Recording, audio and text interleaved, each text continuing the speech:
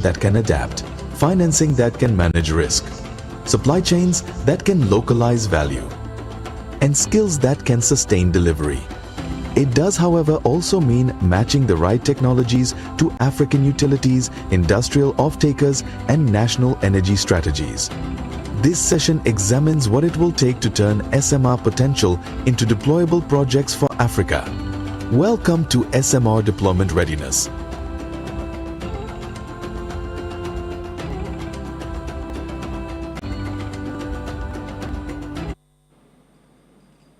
Indeed, a warm welcome to this session on SMR Deployment Readiness, hosted by the IAEA. And now, ladies and gentlemen, join me as I welcome for his keynote address, Director, Division of Planning and Information and Knowledge Management at IAEA, Mr. Wei Huang.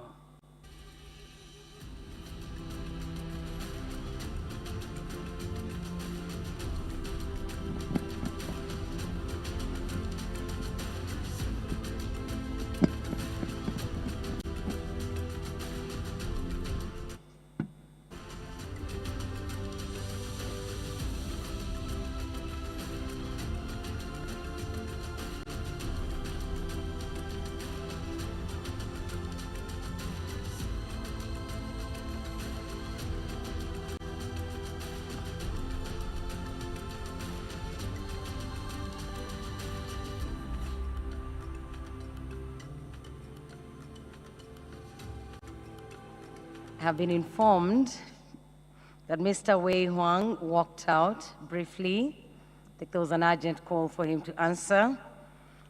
With your permission, we will give him 4 minutes for him to come back. And those 4 minutes, I will walk out of the room and go hold him by the hand and bring him back. Do I have your permission? 4 minutes, thank you. So we'll be listening to some music as I go find Mr. Wei Huang. Thank you for your patience and understanding.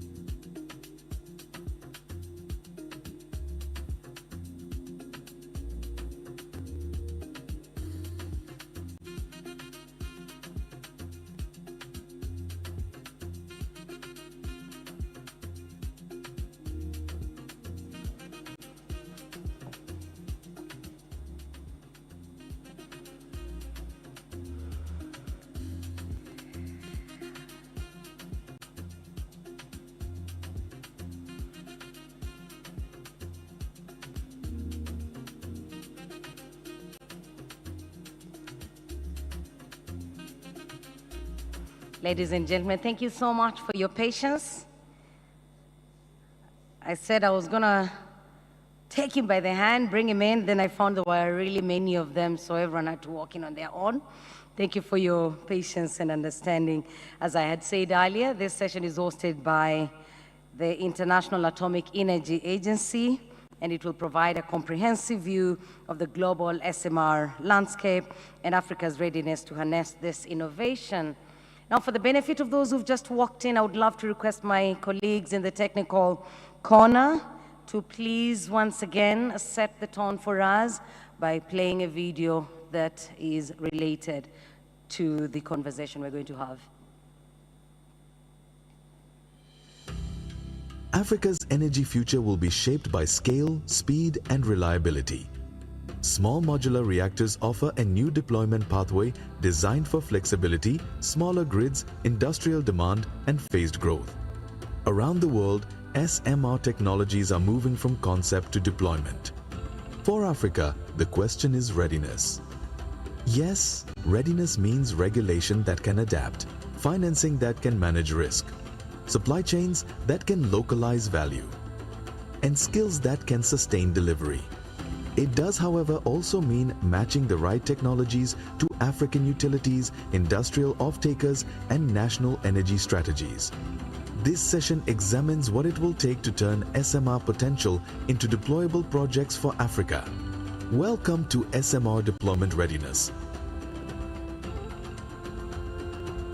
Thank you very much. It's an honor for me to welcome you to this session and a great privilege for me to invite for his keynote address the Director, Division of Planning, Information and Knowledge Management at the IAEA, Mr. Wei Huang. Let's appreciate him as he comes up.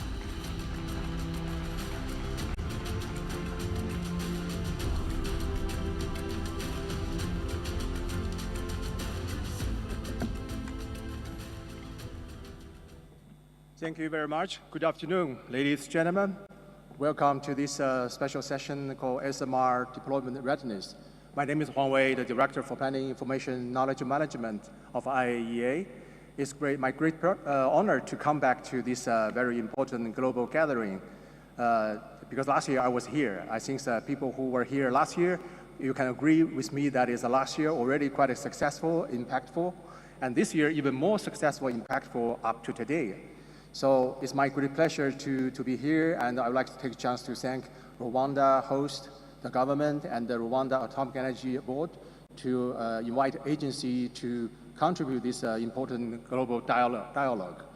And you see from yesterday, our DG Grossi delivered this very important in-ear missions phase 1 to the Rwanda national president, and also signed MOU with the infrastructure minister of Rwanda, which demonstrates that agency's strong commitment to support the Rwanda's ambition to go to nuclear in the coming decade. For this session, I think we are going to have a deep dive on the SMR deployment readiness, because I think that's a very interesting topic. A lot of people want to know what is global status. May I? Oh, okay, sorry. Yes. So.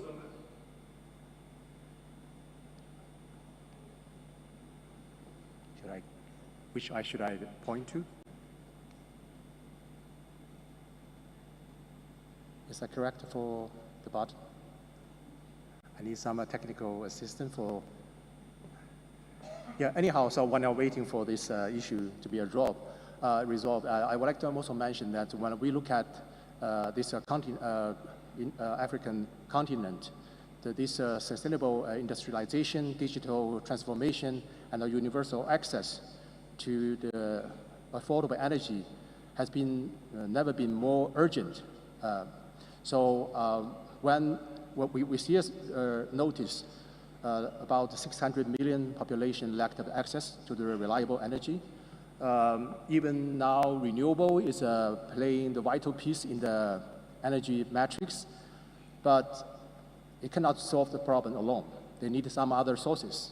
So nuclear can really provide this kind of a reliable, low-carbon energy baseload option to support the African continent transition. Can I have my slides on again.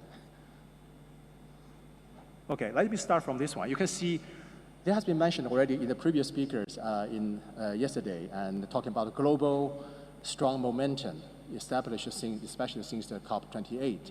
And this is a very important occasion that nuclear first time included in this global stocktake document, which is the official document of UNFCCC under the Paris Agreement. And also this momentum has been strengthened and boosted and accelerated by the following events, including the first Nuclear Energy Summit in 2024, and also this March, the second Nuclear Energy Summit in Paris. And so I think so, in order to keep this one, I think so I want to reflect what we stand today in terms of the global nuclear status. You can see from these slides, we have about 415 reactors in operation in 31 countries, and the 72 under the construction. This number keeps changing, just bear in mind. Next day you will see the different number because you see a lot of investment and project ongoing. So you can see there's a global tendency regarding how many countries are interested in addition to the 31 operating countries. 42 newcomers, which our agency list, including the host country, Rwanda, and also other African countries who has strong interest in nuclear to support their energy transition. But if you look at the agencies, this is a very important global projection of the nuclear energy by 2050. You can see this is also very positive tendency regarding the nuclear energy by 2050. So the last year, 2025 edition reflect both high case and low case projection increase. This is actually the fifth consecutive year regarding this increased tendency. Among this information, I also want to mention that this conference is very much focused on this SMR potential contribution. So we see SMR will play a very essential role in the high case projection of agency assessment, especially after 2030. So I think there has been already mentioned about why SMR is so interested by so many countries. I don't want to go to the detail of this one, but I think this is the main attributes regarding why SMR is getting more and more interest from the countries, both operating countries, developed economy, and also emerging markets. So you see a nuclear SMR can really provide some kind of a cost affordability to the country, especially for newcomer countries, because they can have a chance to lower the upfront cost. It has been already highlighted by the countries, the leaders yesterday, also before. And also they can also have this very unique advantage in terms of modularization. They can have the simplified design. They can also have some multiple modules. We can have some flexibility to contribute to the different needs. And so they can also have some options to work with renewable, to be like to create some kind of a hybrid system to support this global transition together. So look at this chart. You can see how nuclear the interest in the SMR increased in the past decade. You can see on the left side, this is actually about the vendor side, how many different designs increased in the past 10 years. I just give the number up to 2022. Actually, from 2022 to today, the number also increased. You heard the previous speaker talk about 100 different designs, 120 different designs. Yeah, that's reflect the interest on the design side. But talking about the demand side, you can see also the number increased in the past 6 years from one country interest, SMR, and growing to today's more than 25. So you see the both ends, I see the very strong interest in SMR. Regarding agencies' information about the global SMR status, we keep tracking the global development in terms of designs. And our 2024 catalog, SMR catalog, capture active design of SMR among more than 100 different designs, because we try to not dilute our focus, because we have some kind of a methodology applied for country to see which technology are really move forward, which actually has been slowed down or even stopped. And also we are working on our new version, 2026 version, and talking about the SMR, the latest SMR status at global level. So you can see from the 2024 catalog, we have this category reflect different kind of technologies in term of this what neutron they are using, fast neutron or thermal neutron, or use what kind of a coolant, light water or gas, or different technology, and even very innovative technology from these microreactors.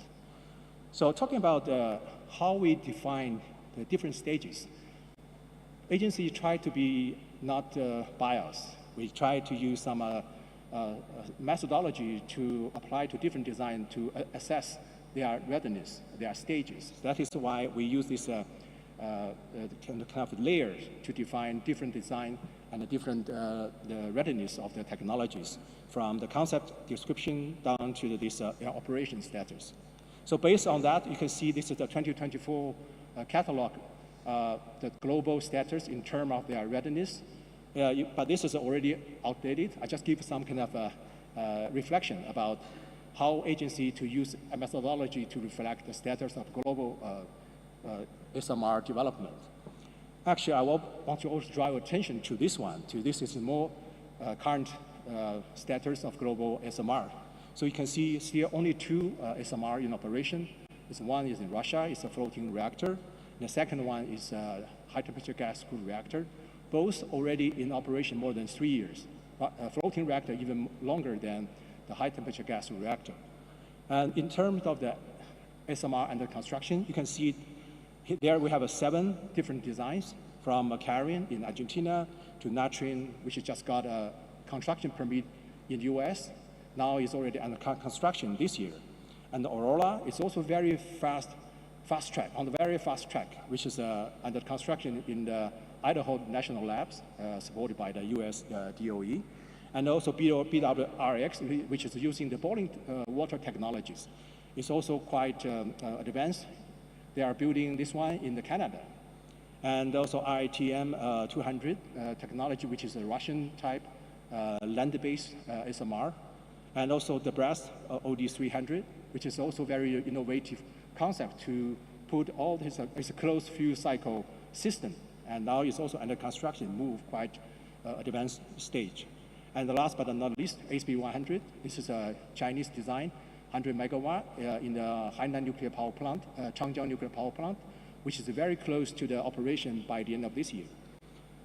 In addition to that one, there is the 2 designs also very close to their construction, which one is X Energy, XC100, and also Event technology from Westinghouse. And then they have the other 1, 2, 3, 4, I think it's 4 technology, which also will be kicked off very soon. And then they will be put into construction after 2030, given the current preparation of each project. So when we look at this very promising status of the SMR, we also realize that in order to make new SMR can be really available and feasible in the market, we still need to talk about some issues around the SMRs. So we need more demonstrations, especially for those very innovative technologies, to make sure the first of the kind will be deployed quickly. And also we need to make sure they have a continuous order to make because SMR, given the size, they have some kind of a challenge in terms of economic competitiveness. So we need to keep the order of the more SMR by building more and improve the economic value of the SMR. And also regulatory framework, because traditionally the SMR is much, we don't have a very, very specific regulatory guidance framework address SMR. We use the large-scale reactor regulatory system to cover the SMR technology, but given the very innovative ideas and some kind of special features, we need some kind of also improved regulatory system to address its special needs. And also, we need to build up some infrastructure, which is an agency has been working with the member state to prepare their infrastructure aspect, covering 19 issues. So yesterday, this INEA mission report actually also can relate to this effort. So this is, I just quickly go through this one, is how agencies support the member states in terms of information, in terms of capacity building, in terms of kind of building the strong and adaptive legislation framework, and also talking about how nuclear have some kind of issues should be taken into account when the country start to build SMR in terms of the safety, security, even safeguards, and also radioactive waste. So milestone approach, I'm not going to go that into detail because given the time I have, but I think I suggest you to look at our agency website to see how actually agency will support the member state needs in terms of also 19 issues related to the first nuclear program in the country. And also the Atom for Net Zero is one of the efforts.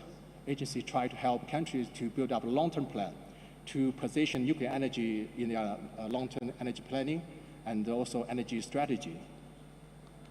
And also, this is another example, NICE is also initially launched by the agency, try to streamline the current legislation, the regulatory framework to facilitate the SMR development and also deployment.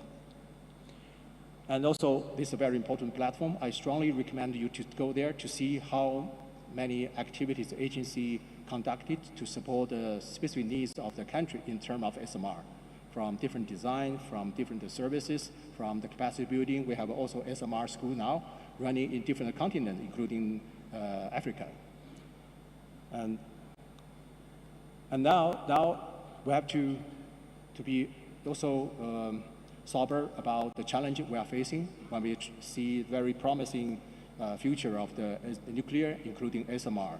We have to make sure all these issues will be taken into account, including what I already mentioned about the licensing issues and how to prove the operability and the maintainability, and also how to address this supply chain, which is also mentioned during this conference quite intensively. And also some non-technical issues we also need to address, including this kind of economic competitiveness and also availability of this offshore design for newcomer, how they're going to select.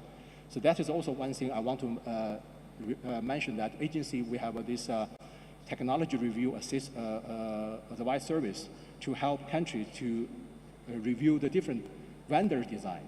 This is also agency additional service to the member states. So now let me turn to this objective panel. So we are going to have this, I already give you the global overview of the SMR development and the deployment readiness. And then the panel, we are going to have a very distinguished panel talking about global, African opportunities and challenges in adopting SMRs, and also regulatory issues, and identifying strategy for how to finance and to mitigate the risk, and also how to facilitate dialogue between the government and the intergovernmental bodies, vendors, all different kind of stakeholders. So this is a question the panel is going to address in the coming hour. So it's my great honor to invite our panels to come to the podium. Dr. Sama Bilbao León, Director General for World Nuclear Association. And Mr. Nana Menya, Ayensu, CEO of Zorro Energy Solution, and also non-resident fellow at the Center of Global Energy Policy. And Dr. Fidele Ndahayo, CEO of Rwanda Atomic Energy Board. And Vilapi Nutuli, the Chief Nuclear Officer of Eskom Kober Nuclear Power Plant. Mr. Alexey, Mr. Fuqi Wei, Fuqi Wei, the Vice President of Overseas of CNNC. And Mr. Alexey Semenov, the head for the business and development, advisor of ROSATOM Central South Africa. And Mr. Rafael Marin, director of Hotel Europe. And last but not least, Irfan Hasan, managing director of Bertin Technologies and the GIFEN Pilot Club Africa.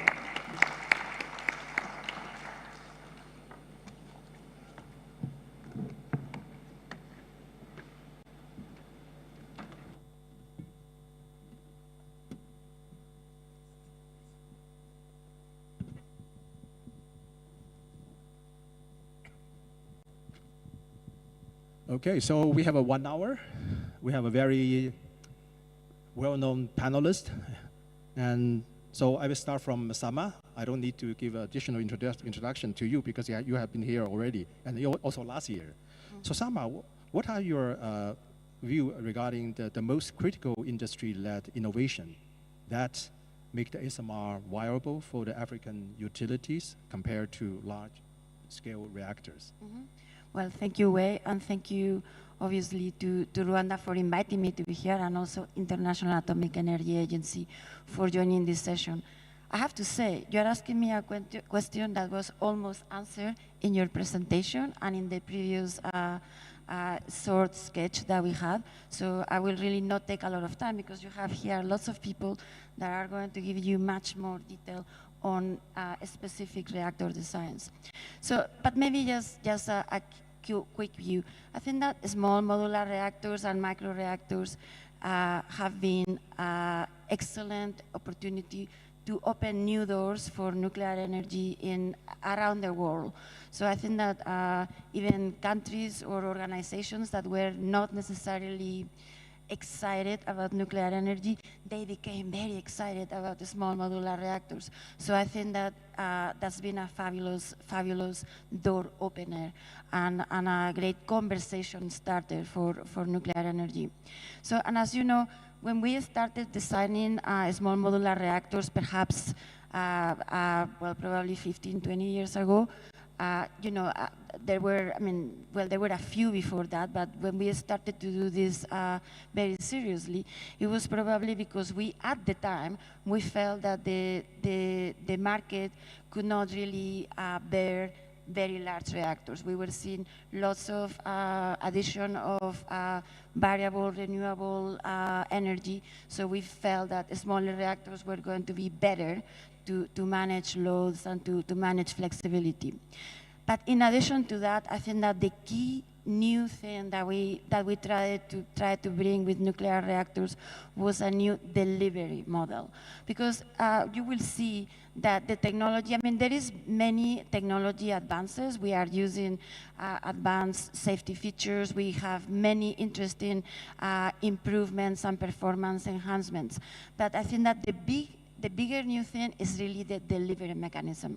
So we are going to have a reactor that is relatively small, that is going to be totally standardized, that is probably going to be modularized and or factory fabricated, almost, maybe not in every case, but in many cases, almost you can put it on the back of a truck, on the back of a barge, and just ship it to wherever it's going to be deployed, and with minimum civil infrastructure, you can actually start operating. So you are looking at much shorter construction times.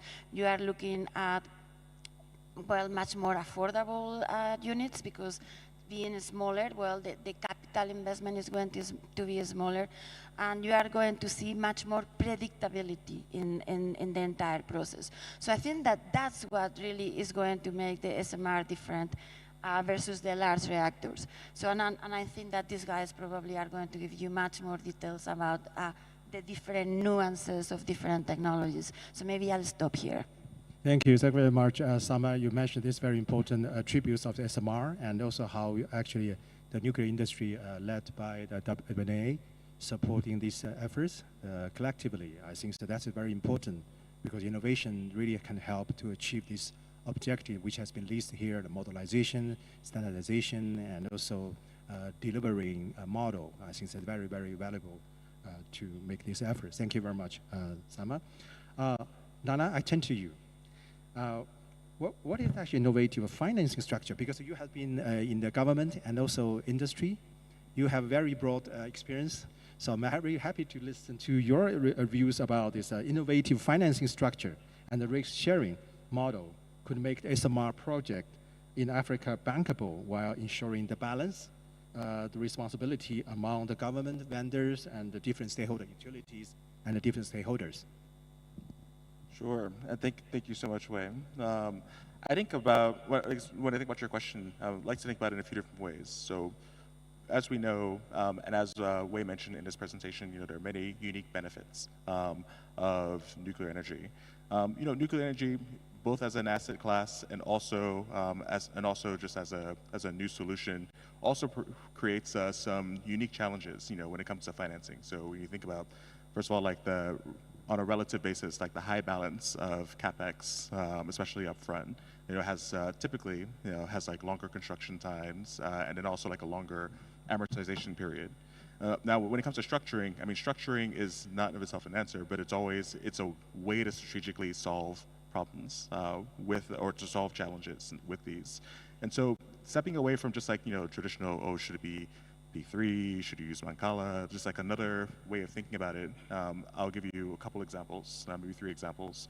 So one is to not think about just one structure, but to try to deconstruct a nuclear project into its different phases, turn it into a 3-dimensional problem. It's not just what structure do you need, but what kind of structure do you need, at what stage of the project, and matched with what capital sources that have the risk appetite and also the balance sheets to be able to support that.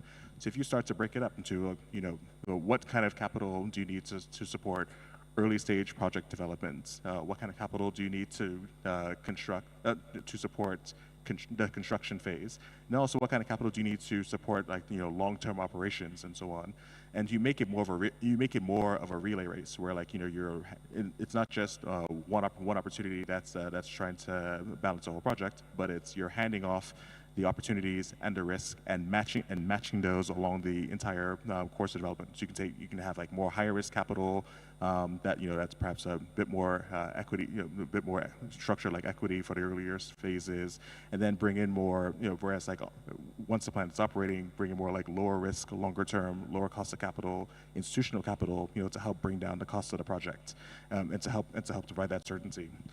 The second way in which I would think about it is from a commercial contracting standpoint. So as many of you know, one of the biggest barriers, at least for most investors, for investing in new nuclear is the risk of cost and schedule overruns, particularly on construction.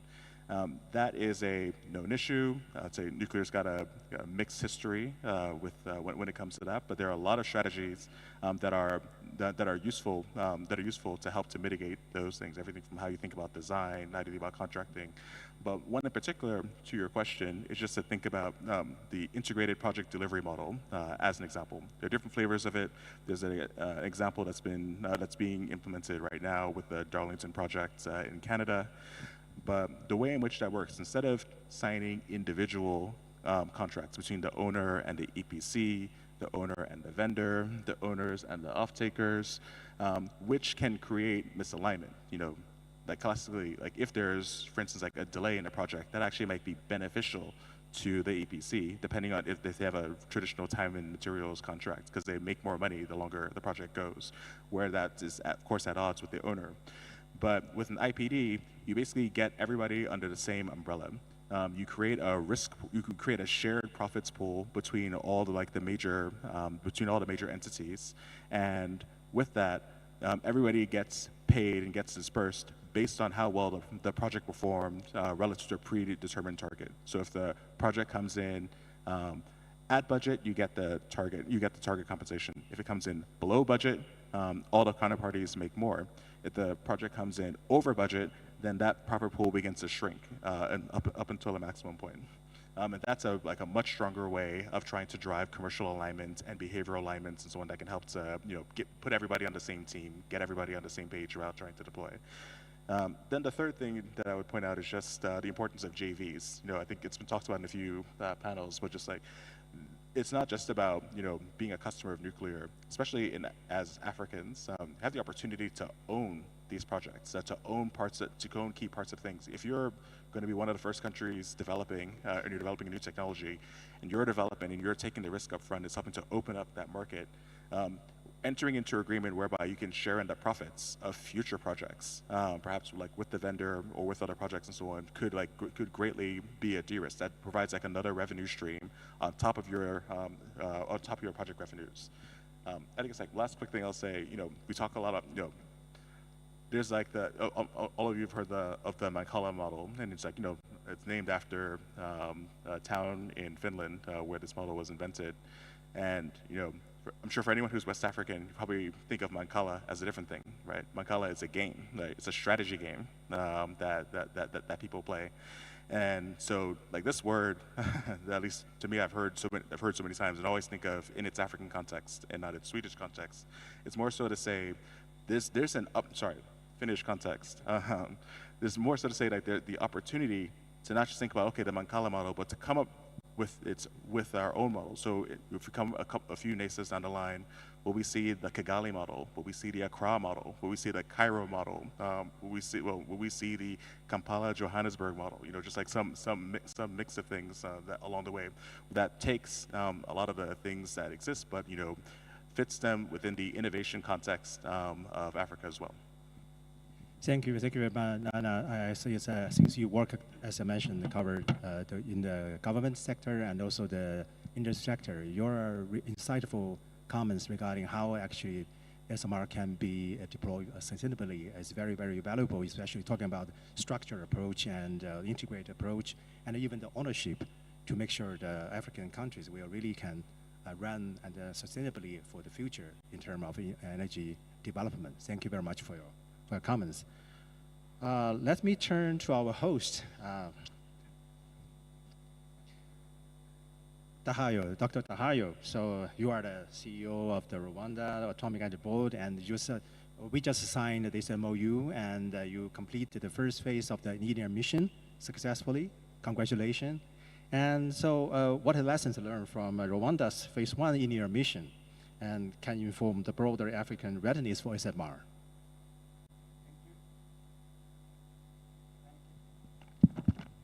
Thank you very much.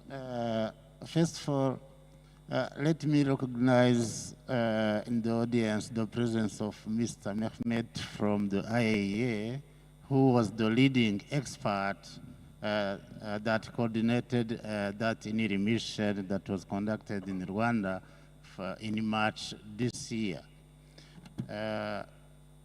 Many in the audience may be familiar with the milestones approach promoted by the International Atomic Energy Agency, but for those who are not familiar, this is a wide-range assessment of the country readiness to embark on a nuclear power program. The assessment is conducted, the scope is very wide, from national position to legal and the regulatory framework, nuclear safety, nuclear security, electrical grid, radiation protection, environment protection, to procurement. And those are in total 19 issues that are assessed.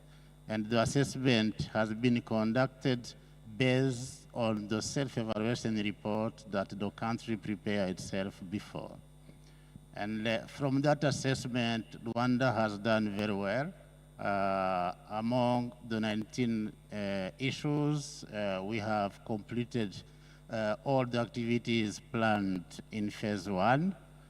Some work is remaining to be done on 3 issues regarding the human resource development, because at the beginning, we focused actually on projects that were promoted, meaning the SMR project and the research reactor project, and we forgot to consider the industry, the regulator. So for this, we need now to elaborate a comprehensive human resource development that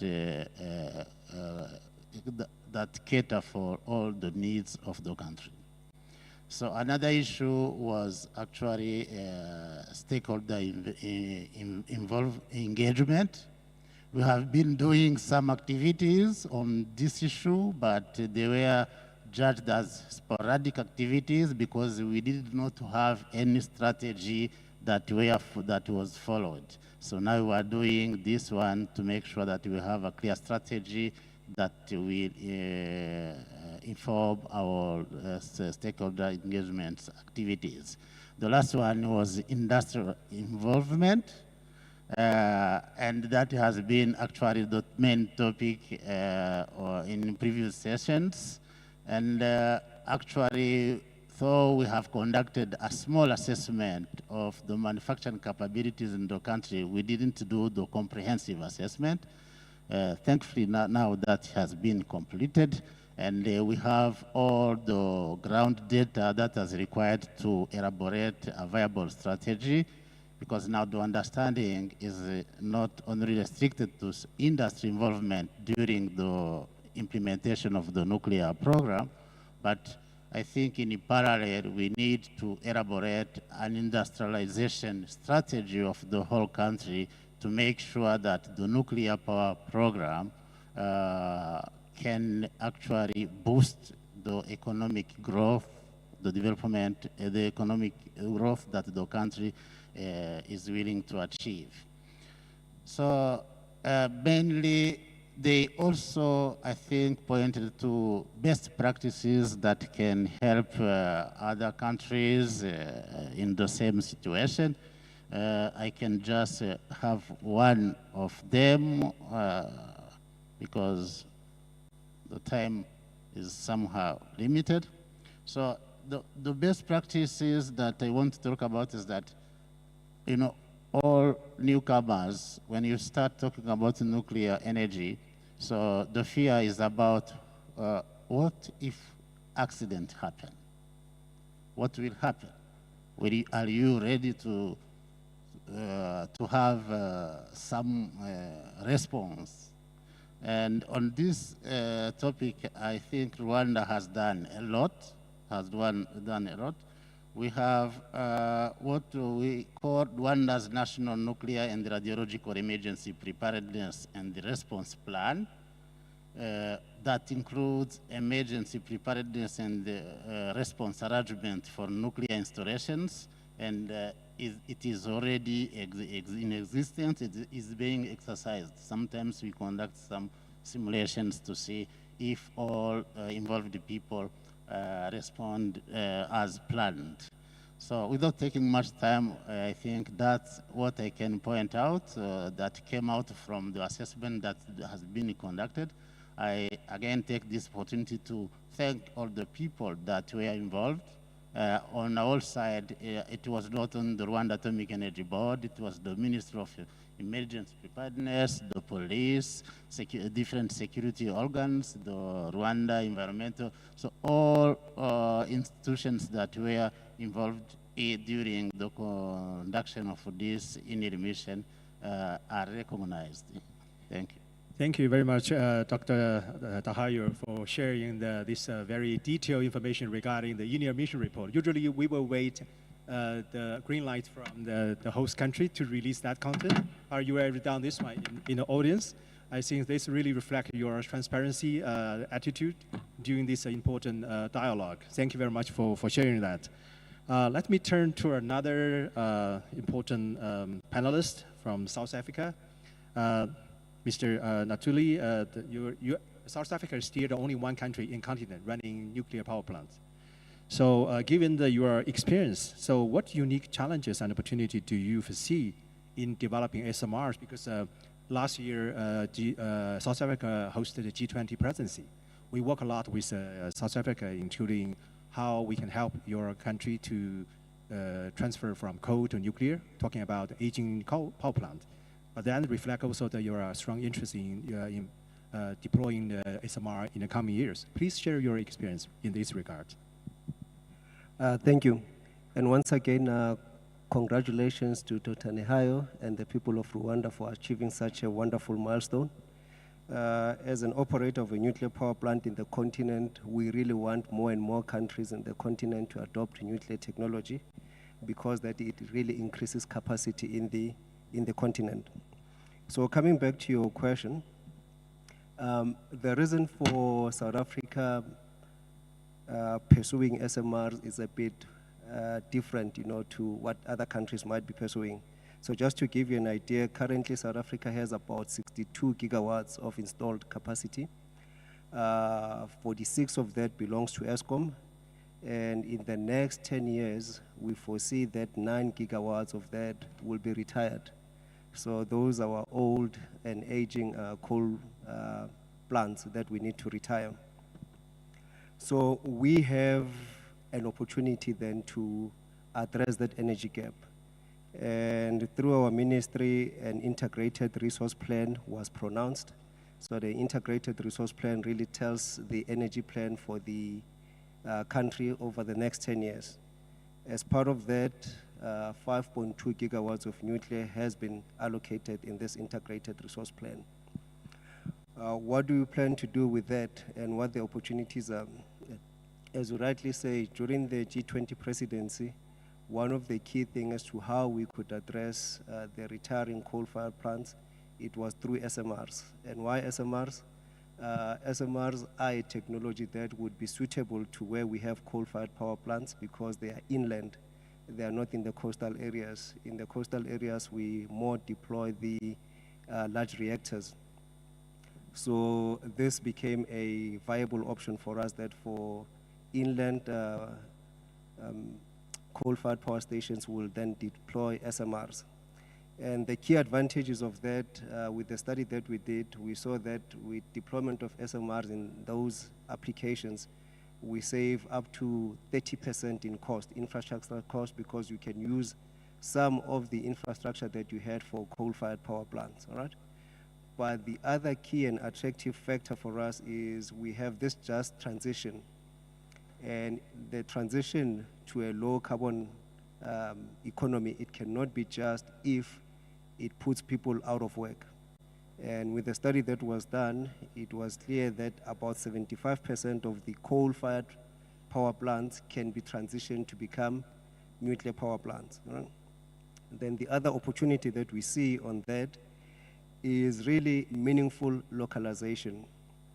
So we speak about localization in these forums, but it has to be meaningful, you know. So having to supply concrete and cement during the construction and then after there is no further jobs is really not localization. So if we are going to replace about 9 gigawatts of coal-fired power plants, we really need to say, what are we buying? Are we buying a product or are we buying a value chain? And as Africans, we really need to lean towards buying the whole value chain rather than buying a product. So that then translates to a meaningful localization, you know, and adopting of the technology. The other aspects of it, working closely with the other state entity, which is NEXA, is around fuel manufacturing. We do have a facility in the African continent, and with this strategy, as we move forward with the 5.2 gigawatts, we need to push for the fuel to be manufactured in the African continent. There is absolutely no reason why we cannot do it at NEXA, you know, in South Africa. And that's what, you know, the opportunities that we're looking at. When I get to the challenges part of it, some of the challenges that we face would be similar to, you know, countries that are adopting nuclear energy. We do have regulation, and it's a mature regulation, but unfortunately that regulation was for large reactors. So we are in a process of adapting it for small modular reactors. As you have seen maybe in the US that, you know, regulation needs to be there, it's important, the regulator needs to be independent. However, we need to have an efficient and effective regulation. So we cannot frustrate the deployment of SMR by having a very bureaucratic regulation. The other key challenge that we are facing in South Africa, we are retiring the plants in the next 10 years. And the key challenge though is, how do we balance the risk of early adoption with the cost overruns, with the need for fast deployment? Because you know, with any project that you do in the early phases, there is cost overruns, there is lessons learned that are going to happen, and those cost a lot of money. So we have to balance the need for speed of deployment and cost overrun.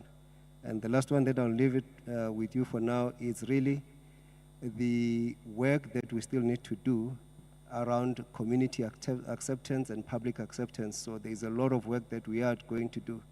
Even with a country like ours, which is South Africa, over 60 years of nuclear experience, but community acceptance is still a challenge that we need to continuously work on. Thank you. Thank you very much, Mr. Nantunu. You gave a very comprehensive reflection regarding the perspective of South Africa in terms of nuclear energy. You talk about very important issue like it's a just transition. And also we have some key issues in the UNFCCC climate change activation agenda of COP30. And also you talk about the value chain establishment. That is also very important one, which actually has been intensively discussed in the past days and also morning session. And of course, some other issues so we have to be addressed, should be addressed during this facilitation of the nuclear deployment. Thank you very much for your point. So let me turn to Mr. Wei, the Vice President of CNNC. China is probably leading the new build in the world. So based on the CNNC's global experience, you have also overseas project in Pakistan. So what lessons can Africa draw in building the enabling infrastructure, including regulatory and also the industry and the human capacity to accelerate SMR deployment readiness? Okay, thank you. This is, I think, a very practical question. And from CNC's experience, I think there are three very important areas for Africa to focus on in order to support the future SMR deployment. First, I think on the regulatory side, a stable and independent nuclear regulatory system is very important. Nuclear projects are long-term projects. Investors and the technical suppliers need clear regulation and a predictable licensing process.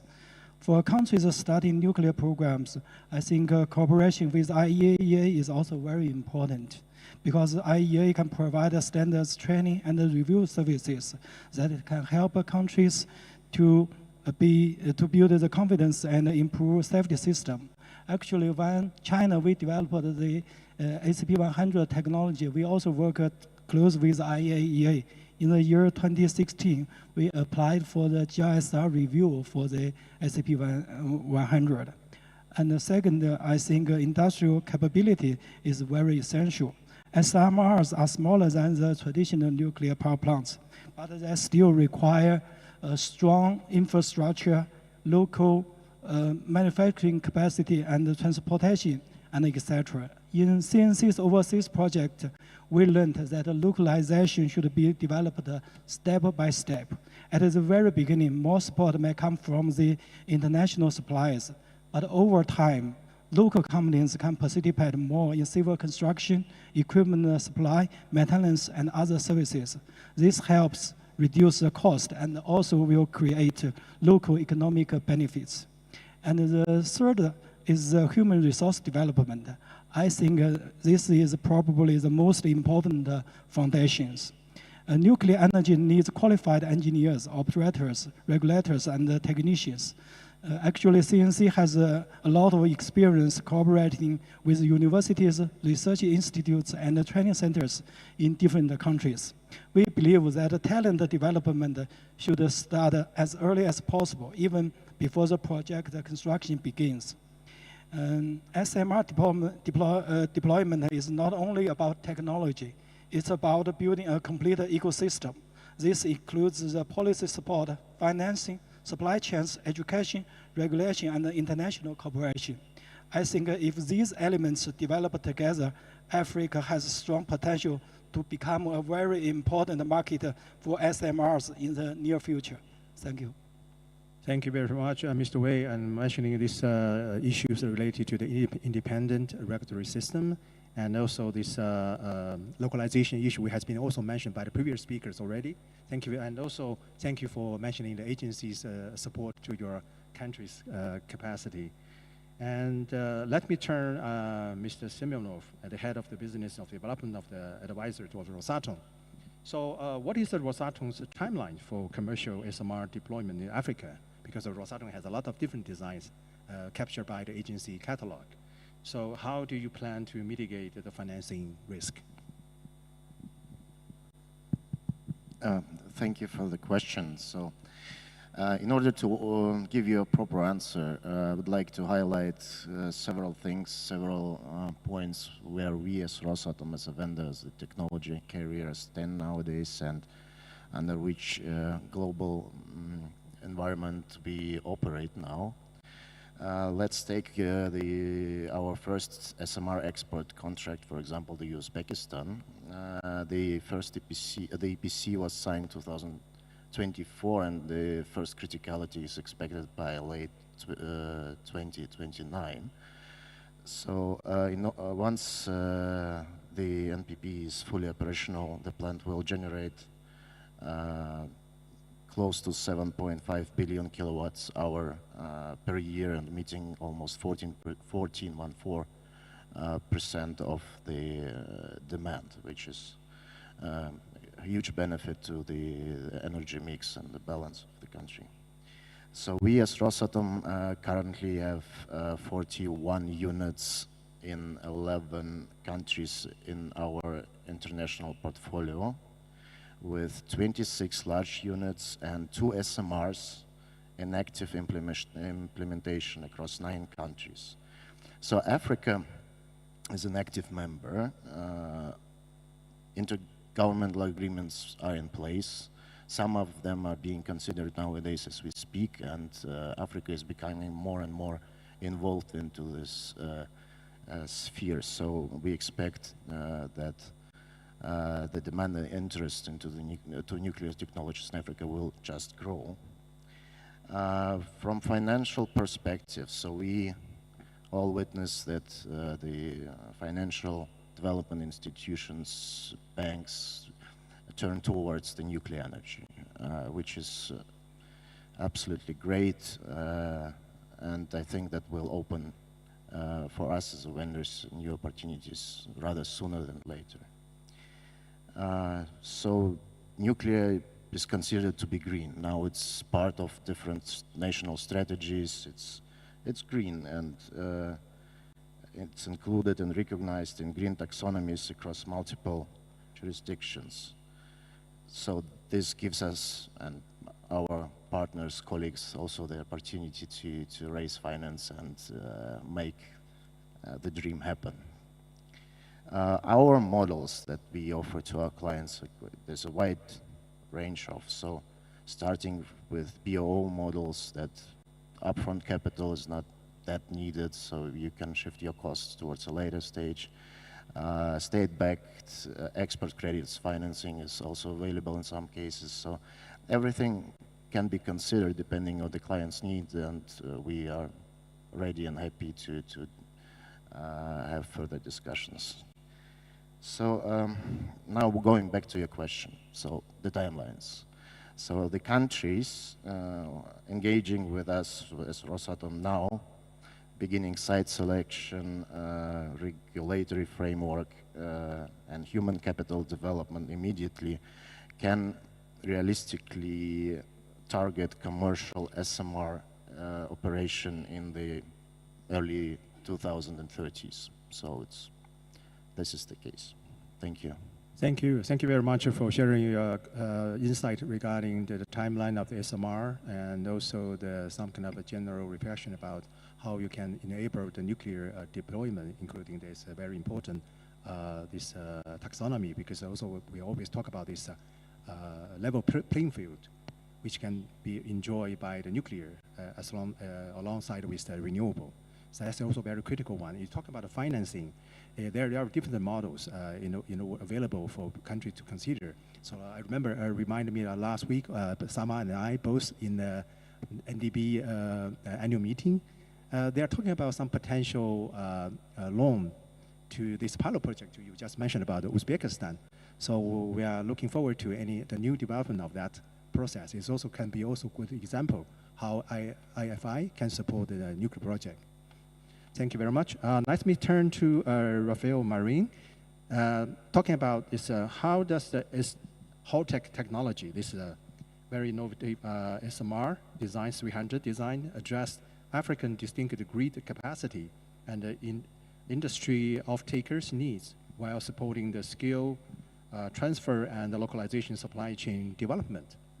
Rafael, please. Thank you, Wei. And first of all, it's a true pleasure for Holtec being here today. Before starting, let's say, on the specific question, I just want to put some context. And just to mention that we are leading with our SMR 300 deployment, the first of a kind at the Palisades site, Michigan, in the US. This is under build, own, operate, and essentially this will be our reference plan for our international deployments, including Africa. So the SMR 300 output is well suited for markets with diverse grid sizes and also for industrial demand profiles. It's more intended like other SMRs for multi-unit deployment rather than deploying a large, let's say, reactor. But also we have to view this under the financing perspective. The SMR 300 has the highest power density core in the SMR market, so it directly reflects on the electricity output and ultimately in the plant economics. But when we compare it through or to large reactors, essentially it does require a different level of financing, and this is really key.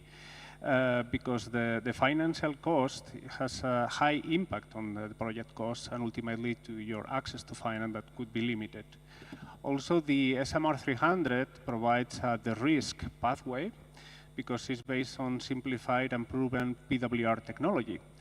And it's not only about having commercially available fuel, existing supply chain, also you have all the operating experience, you know all about the capacity factor. So all of that, when you put it together, ensures good bankability, which is really key and ultimately really important for the off-takers.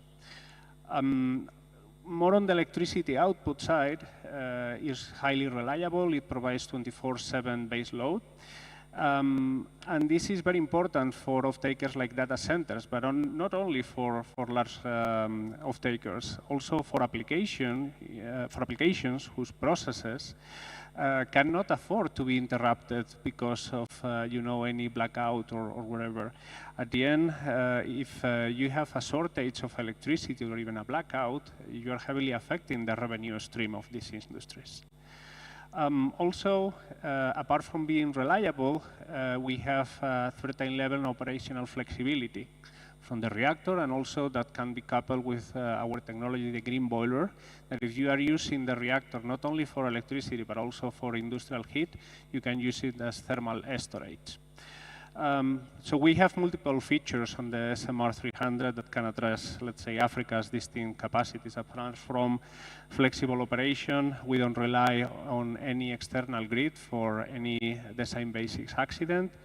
Also, we can operate in island mode, which ensures that you can basically power your house loads or even critical loads. And then we have what we call single shaft risk mitigation. Since we have dual unit, at the end of the day, you will have always one unit in operation, which also reflects into the reliability of the grid. And not purely related to the grid, but also we can use air-cooled condensers instead of parallel condensing or wet condensing that provides, let's say, high flexibility for the sites. So this multiplies, the number of potential candidate sites. Just very briefly on the second part of the question, localization and local supply chains is really key factors for successful deployment of SMRs. And of course, new nuclear represents opportunities for domestic economic development. Also from political perspective, all the countries want to have return to their economies. But many people only talk about the risk of being the first, but many others don't see the benefits of being the first, because it's not only about your countries, it's also about regional approach or even being a reference for the world. So potential localization opportunities could be around civil, construction works, fabrication of structural components, IT, logistics, and there are some components that essentially does not make sense to manufacture abroad. So it makes sense for the project to manufacture locally. Ultimately, it's not only beneficial for the country, but also to the project, because when you localize, you improve your schedule, you reduce your project and overcost risk, you have more simple logistics, so we have multiple benefits. And the other side is that you have to develop the local supply chains capabilities, and that requires targeted training programs. You need certification processes and potential partnership with experienced international suppliers so you can develop that. We typically have a Holtec, let's say, a structured approach to training and also to the vendors. So we have a well-maintained vendor list, and at the same time we have been basically putting in place programs to try to develop the supply chains, like having non-nuclear shops manufacturing under Holtec's QA program to try to develop them and basically from there build the supply chains. Thank you very much, Rafael, for this very insightful views regarding how you facilitate the deployment of the SMR. You talk about something that is also very important in addition to the off-taker. Some other multiple application can also attract more investment flow to the SMR sector. And the localization is also very crucial. People have to be, someone should be the first doer. Then they can bring some kind of, as you said, very important reference to the others in the region. That's a very important suggestion. Thank you very much. Let me turn to the last but not least, Mr. Irfan Hasan, the Managing Director of Bertin Technologies. France is still leading world in terms of a percentage of nuclear generation in your energy mix. So can you briefly share the current status of SMR program in France? And talk based on that experience, what is the valuable advice would you give to the African nations as they prepare their own SMR deployment? Thank you very much. So I noted two questions in one. So the first one is the status, and the second one is my personal advice. So I will start by the status. So in addition to our high nuclear density with 58 large-scale reactors in France, we are experiencing an unprecedented nuclear program with 14 new large-scale EPR2 reactors, the extension of the lifetime of the current operating reactor, but also the launch of the new models of small modular reactor, but also advanced modular reactors. Just a quick reminder, in 2022, France has launched an innovation race with the plan called France 2030, with 1 billion budget set up on the table as the first budget. Above all expectation, we were surprised to see more than 30 SMR, AMR applications that have been successfully submitted. And also composed with Generation 3 and Generation 4 design, including fusion. And covering also different use cases like electricity, heat, research, water desalination, and so on and so on. And for us, SMR are not just a technology, but also an industrial and economic model that also address the decarbonization and the closing of the fuel cycle with, I would like to say, with no and less radioactive waste at the end. So this is very important for us. And you asked me for my advice. So I would like to say that, first of all, SMR is not the things that you can buy impulsively on shelf on the market. This must be based on a genuine political will with a real implementation strategy so that the technology transplant takes root in the country and widely the continent. It's a gradual tactic which has already started with the establishment of the regulatory framework following the IAEA guidelines and support. The second step is also to develop the training within your national education system to have your own competencies and autonomy.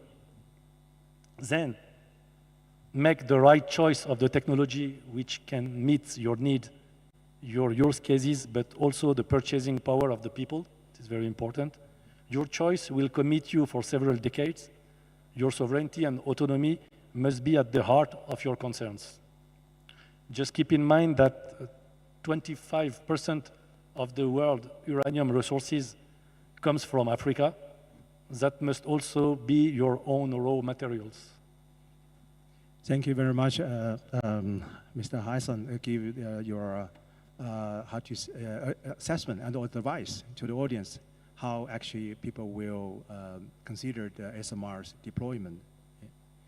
And I think that's also a very important one, that is we have to take into account the whole issues under the agency's milestone approach when we plan or encourage countries to consider the nuclear's role in addressing their energy transition pathway.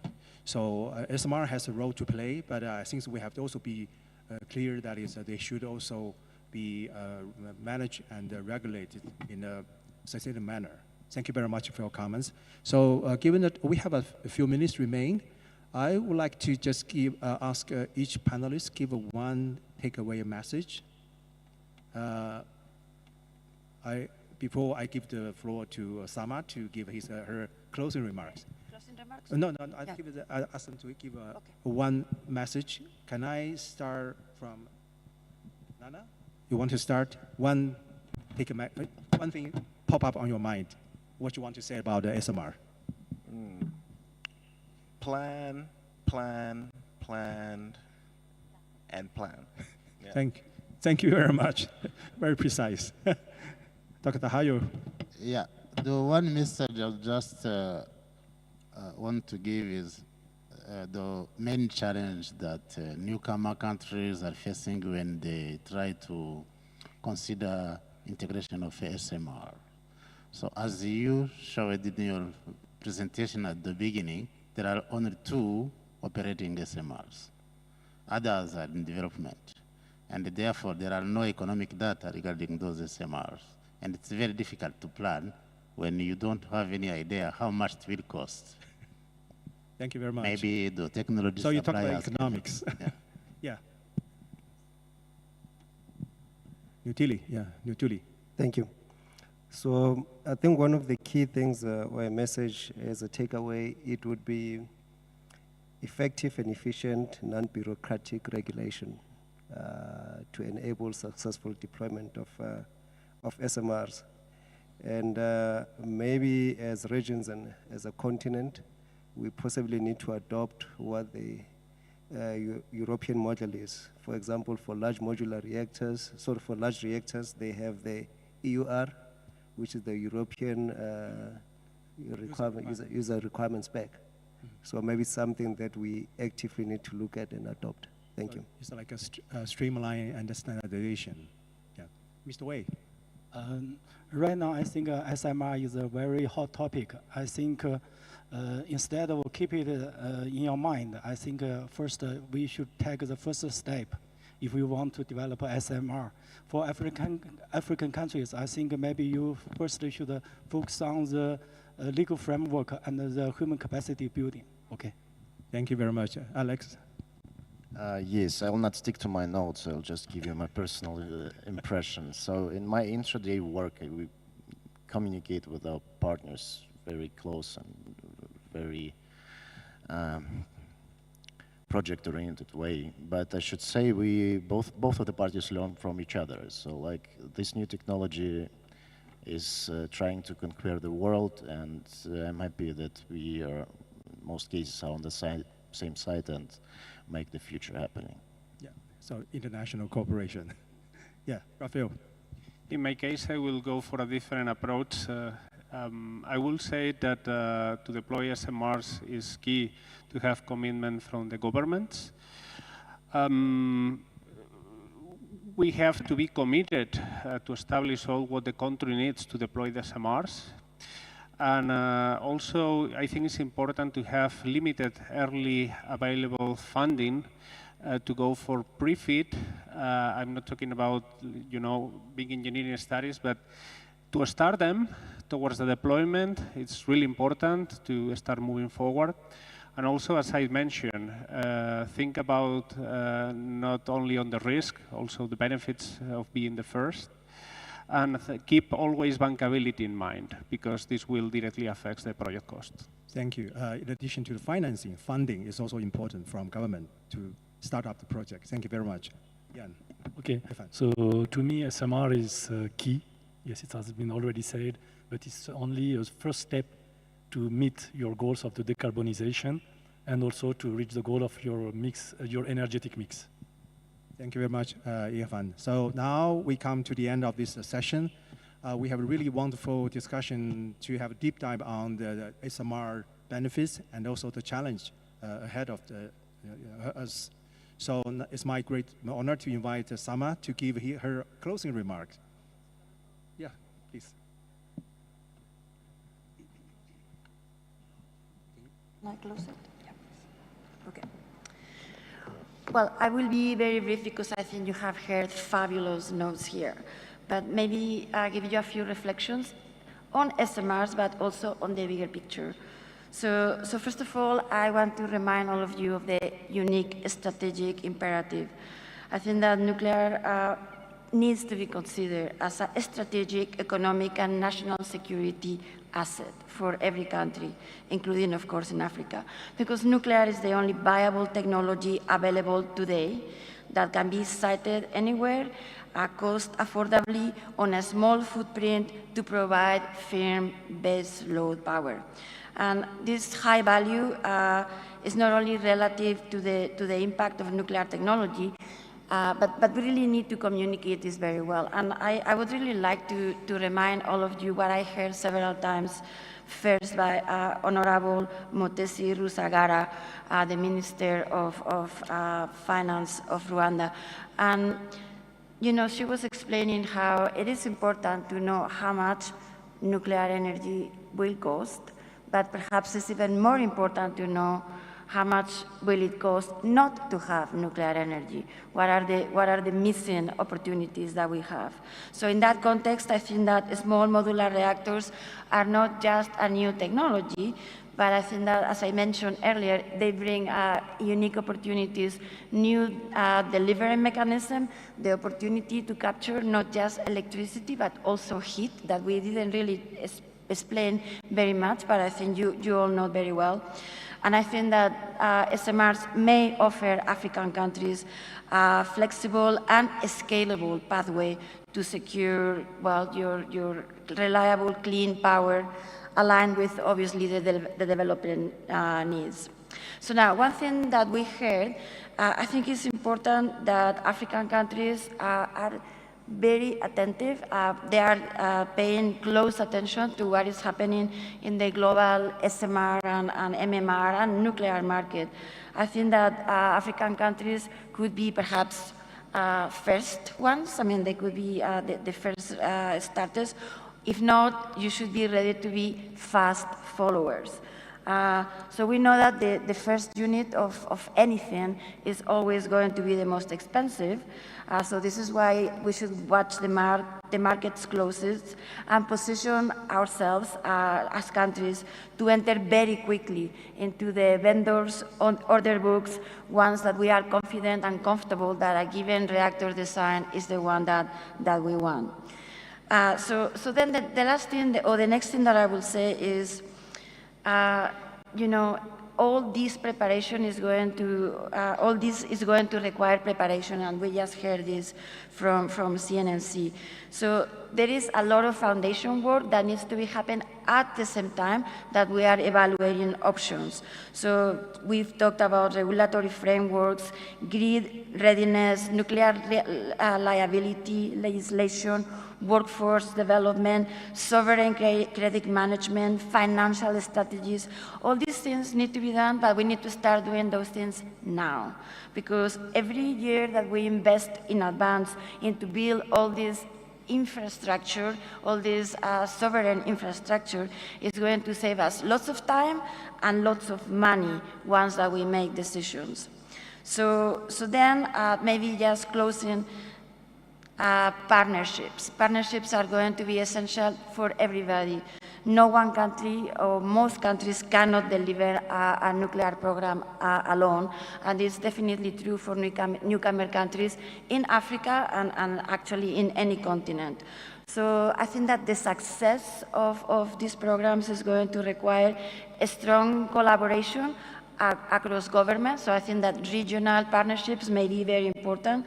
Also collaboration with the vendors, with the finance community, including, yes, private finance, but multilateral development banks, export credit agencies, et cetera, and also, we need to consider new actors.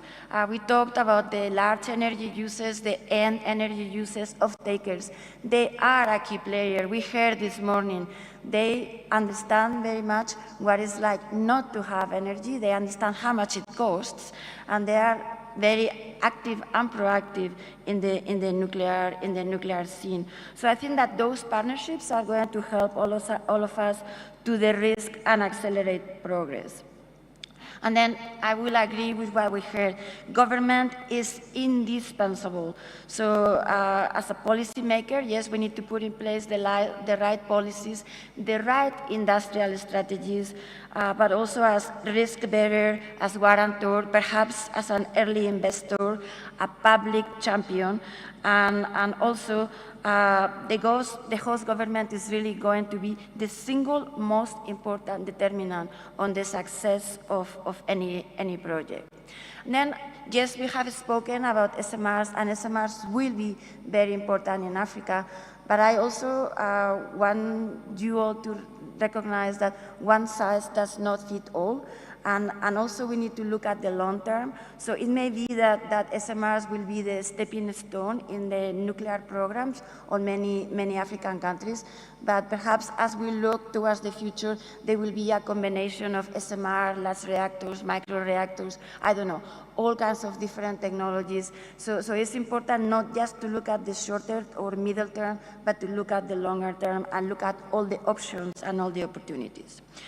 So let me close, but reminding you of something that you all know. Moment is building, and obviously we have answered the question. We know that nuclear energy has a very important role in Africa. The question here is how quickly we can move from this ambition to actual implementation. So I think that all will depend on the choices that we make now. So this is choices on policy, choices on partnerships, and choices on how we translate our collective ambition to deliver into real action, real kilowatt hours, megawatts hour, terawatts hour delivered into our grids. So with this, I'll give it back to you, Wei. So thank you very much. Thank you. Thank you. Thank you very much, Sama. So, ladies and gentlemen, we come to the end of this SMR deployment readiness session. Please join me, give a warm applause to this excellent panel for their vision and insights. The conversation is ended, but action will continue, dialogue will continue. So just be in touch. Thank you very much.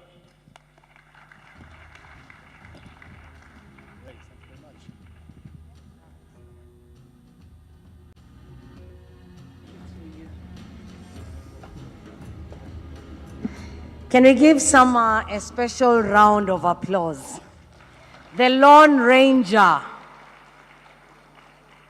Thank you. Sama, that was your round of applause. You're the only female on the biggest panel I have ever seen in my life. 9 people with only 1 lady. And I would love to invite, yes, my colleagues are going to hand over gift hampers. As I said earlier, this session is hosted by, let's finish the pictures first, and then we'll do a special one for the gifts. Okay, now we can hand over the gifts. I hope the camera guys are good, all right. There's a special gifts from IAEA. As we said, this session is hosted by IAEA, so they said you shouldn't go back home empty-handed. Thank you. Yeah, you're welcome. You're welcome. And well done. That was a beautiful conversation, very deep insights. Right, thank you for the wonderful moderation. Yeah, thank you. So tomorrow is Next Gen Day. The youth will be coming together. It's called named NASA Next Gen. From what we have seen here, starting now, I'll say a short prayer so that as these young people gather, we will have more and more women coming to the energy nuclear space. Someone needs company. We'll make sure that next year she's not alone on that panel. Give it a round of applause, please, to encourage the young people meeting tomorrow.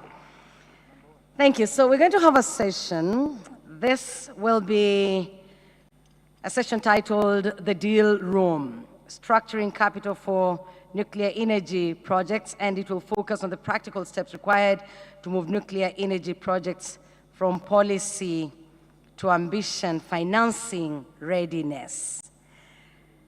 To start us off, I would love to call your attention to the screen for a short video.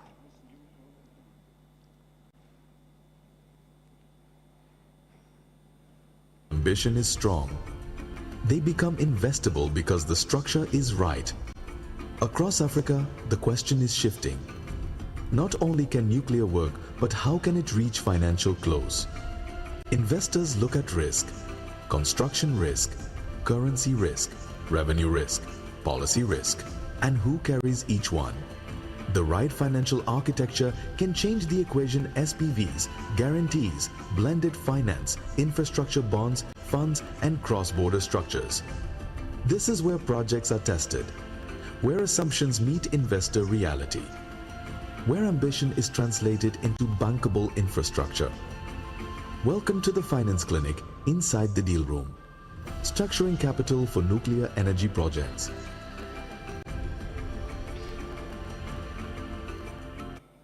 Inside the deal room, and to set the stage, I would love you to join me as I welcome Jean Damascene Mtabazi, Chief Investment Officer at RSSB. Please let's appreciate him.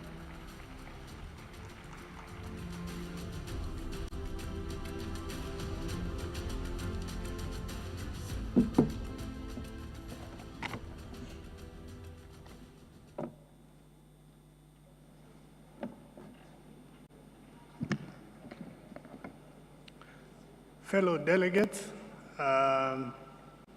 institutional investors and DFIs in the room, good afternoon. I was telling another moderator just a few minutes ago that the opening remarks happened yesterday, and we've been opening and closing.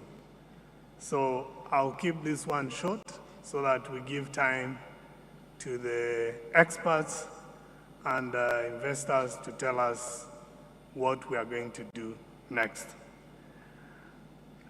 It's my privilege to join every one of you in this Nuclear Innovation Summit for Africa, and particularly this discussion in the deal room. As I speak today, something special and clear has been mentioned, that nuclear energy is the way, not another alternative. I speak from the perspective of RSSB, an institutional investor who has been entrusted to safeguard long-term saving and pension security of Rwandans in a fiduciary responsibility, and we are expected to deploy capital prudently, sustainably, and making sure that we preserve value for our members.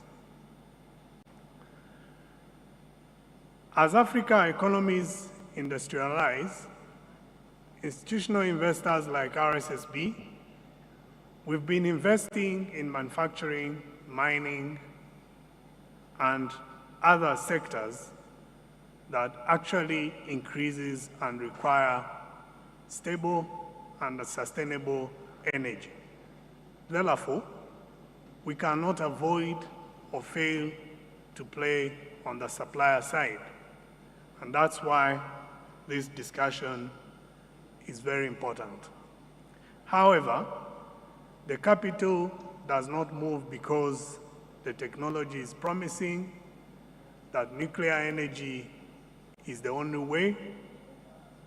Capital will move when risks are identifiable, are measured, allocated appropriately, and compensated adequately.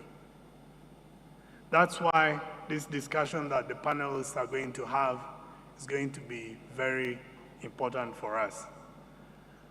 As RSSB, we've looked at the nuclear agenda, and we think there are a few things that I want to mention that we'll consider while investing in the nuclear projects. And the first one is that the policies will have to be credible and there has to be regulatory certainty.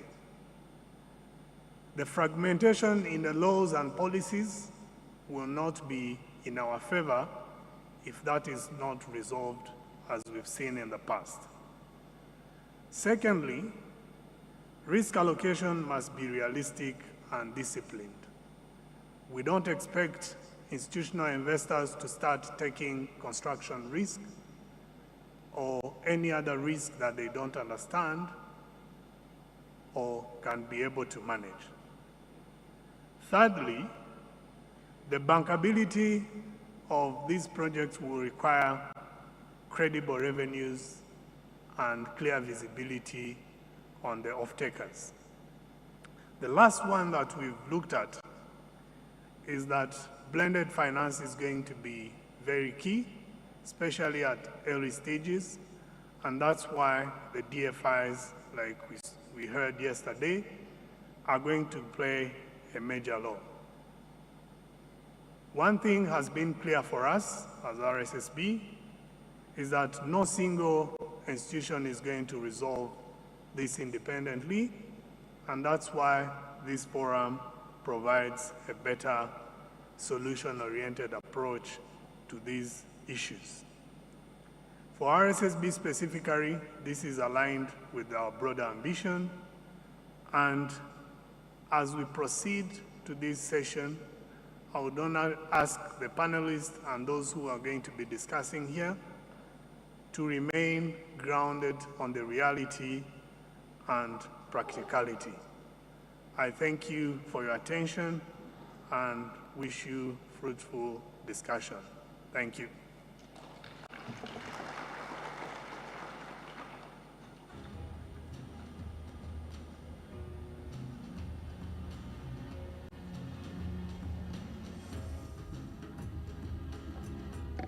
Thank you very much for those remarks, Jean Damascene.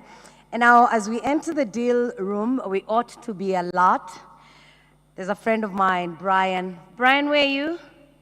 Great. Brian came up with a fantastic idea to test our degree of alertness. So before we get into the deal room, Brian, explain to us. Thank you so much, Jackie and Damascene for the introduction. Before we enter into the panel on the deal room, we're going to have a Mentimeter. Tech team, please help us. Great. So we have a Mentimeter on the screen. You can scan the QR code. You can log in the code we have there. So we all go into this together. So this Mentimeter will help us capture the perspective on key barriers to financing nuclear projects in Africa. The second part will be on stimulating discussions for our panel, but also for the audience. And the last part will be to test our perspective on the readiness of Africa to enter into the nuclear investment. Is everybody logged in?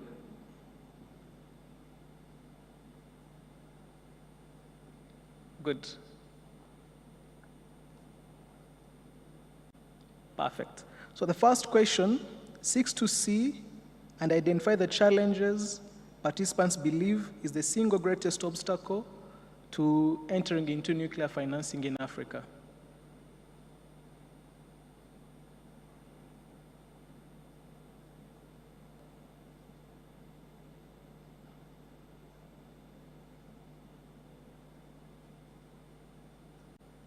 I hope the translation team is doing it for the people who don't speak English.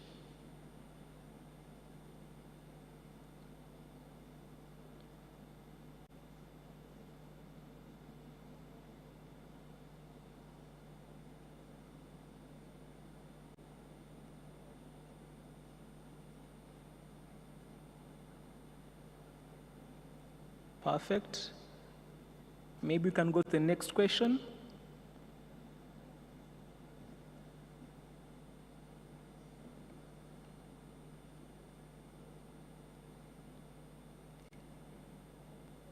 It should be next slide. Perfect, good. So the next question explores which actors, participants, we believe must change the significance of this sector. We have multilateral banks, national governments, industrial off-takers, utilities, reactor vendors, and banks. Who do we believe should take the lead in these discussions and seeking the financing for our nuclear power plants?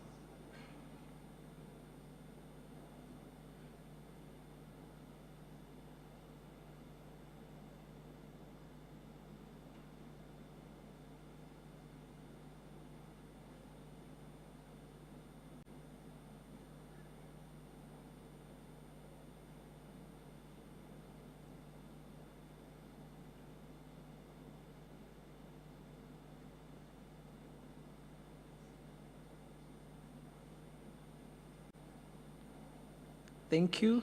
Next question. Last but not least, we're looking at what the numbers we need to sustain our demand in the future. So currently we have 7 gigawatts of nuclear that is being built, all is in existence in Africa. But from your perspective, the people sitting here, where do you think we are heading? What should be the next capacity in the next 20, 30 years in Africa? Less than 1 gigawatt, 1 to 5 gigawatts, 6 to 10, 10 to 20, or more than 20 gigawatts.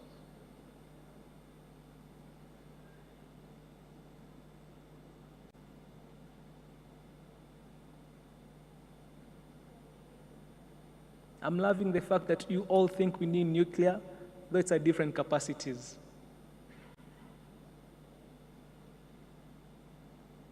Thank you. Jackie? Let's appreciate Brian.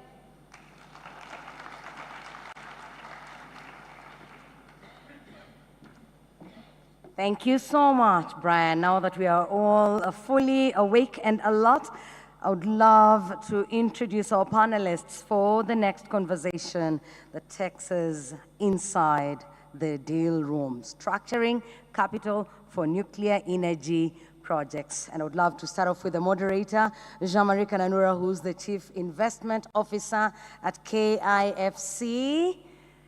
Welcome on stage. Jean-Marie, let's escort him with a round of applause. We also have Jérôme Benoit, Chief Executive Officer, Saterem America, Inc. Jérôme, great to see you. Hosea Keeley, Group Managing Trustee, Financial Services, CPF. Great to see you, Hosea. Dennis Charles Kwasi, Director General, Caisse Nationale de Prévoyance Sociale. You'll bear with me if I butchered that. Meshak Bandawe, Secretary General, Africa Social Security Association. Eric Femstrom, Regional Director for Infrastructure for Eastern and Southern Africa at the World Bank. And Kevin Karaoke, good to see you, Kevin. Vice President for Power, Energy, Climate, and Green Growth Africa Development Bank. Our panel is full. I'll hand over to the moderator, Jean-Marie.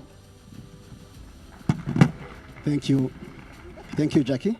And good afternoon, everyone. Good afternoon. Thank you very much for joining us for this wonderful conversation. My name is Jean-Marie Kananura. I'm the Chief Investment Officer at Kigali International Financial Center. It's an institution that is mandated by the government of Rwanda to develop, but also to position Rwanda as an international financial center, so that, as you may know, traditionally, if investors, be it private or institutional investors, want to structure, let's say, an infrastructure fund, they will probably go to register that fund in Luxembourg or Singapore, right? So what we are putting in place really is, through KIFC, is to give an African alternative for capital domiciliation. So it's my pleasure to be here today with this wonderful panelists. Disclaimer, I'm not, in case you want to blame someone for gender balance, I'm not the one who chose the, the speakers. So I will invite them, the panelists to introduce themselves, starting by you, Jerome, like 1 minute, maybe less, and then we can start the conversation. Yeah, yeah, introduce yourself.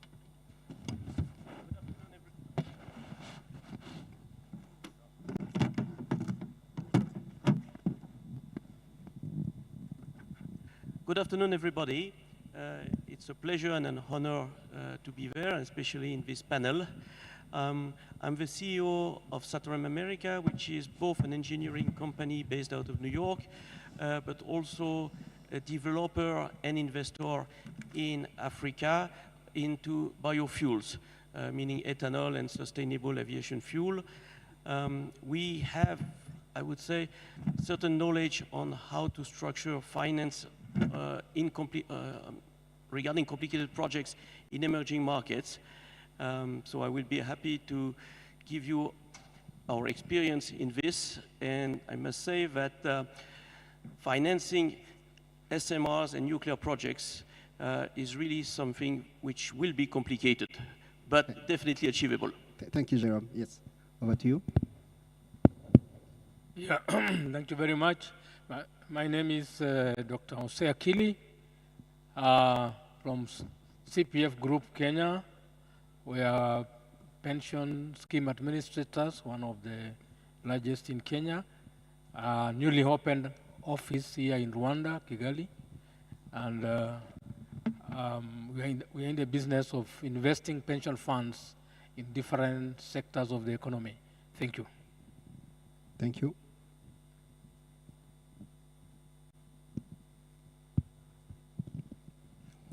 Bonjour, je suis Charles Kwasi, directeur général d'une structure de gestion de retraite, ce qu'on appelle communément des fonds de pension. Et nous investissons, nous avons un portefeuille qui a atteint les 3 milliards de dollars. Nous investissons dans des entreprises, dans le secteur financier, dans le secteur de l'énergie. Nous investissons aussi dans les emprunts obligataires et nous sommes le premier investisseur de la bourse régionale de valeurs immobilières, qui est la bourse de plusieurs pays africains et d'Afrique de l'Ouest.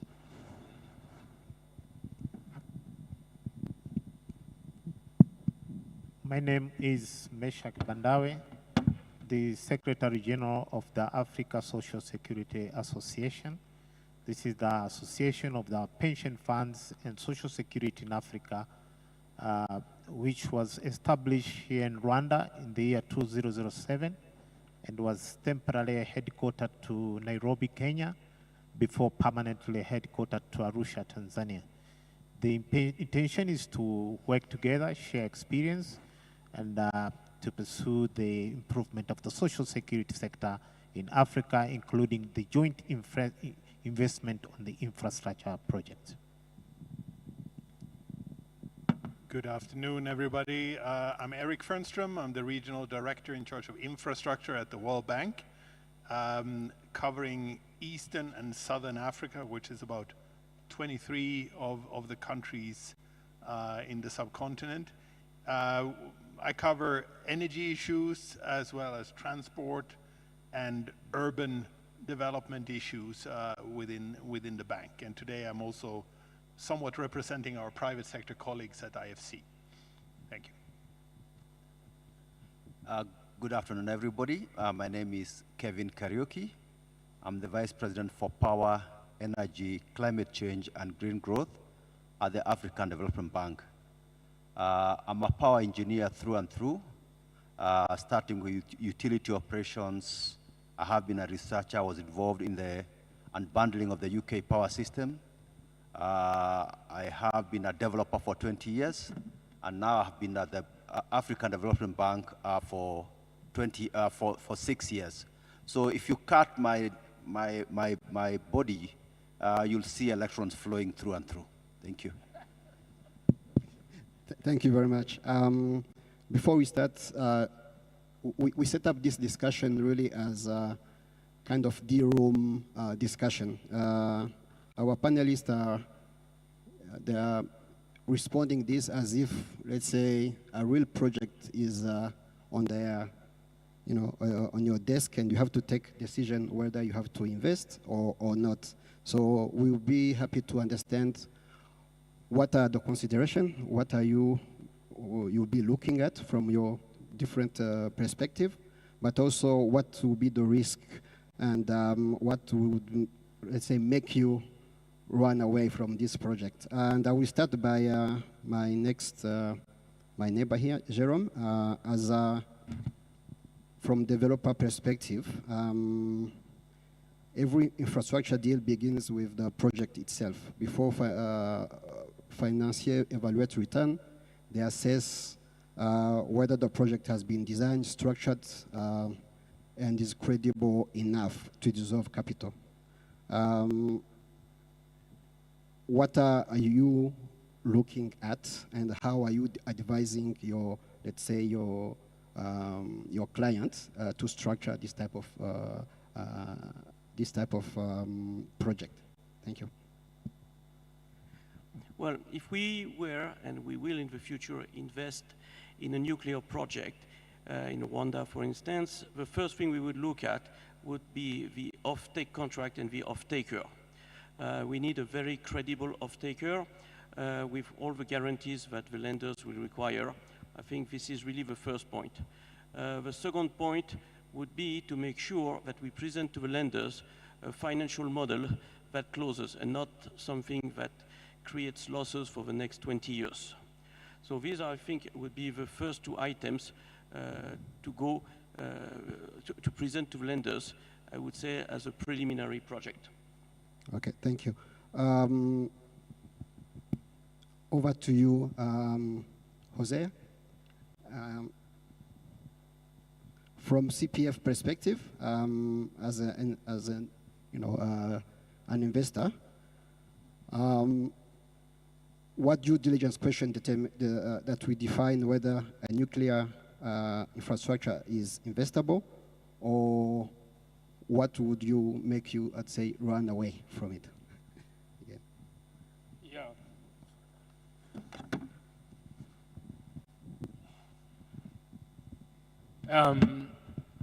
I think for us, who are capital allocators, on behalf of our members, which are the pension scheme members, as an institutional investor, one of the critical points, of course, is, does this opportunity presents reliable and sustainable cash flows? That is very important for the length of the project. Secondly, who is backing it? You have to look at the credibility of the promoter, the developer of such a big project, knowing that nuclear energy ostensibly is known to have risks, particularly if not properly designed and maintained. The other issue we look at is there government or sovereign support fully, because in such an investment of that nature, the sovereign should be involved in a big way, and they should be also quite elaborate credit enhancement mechanisms by very strong credit guarantee institutions.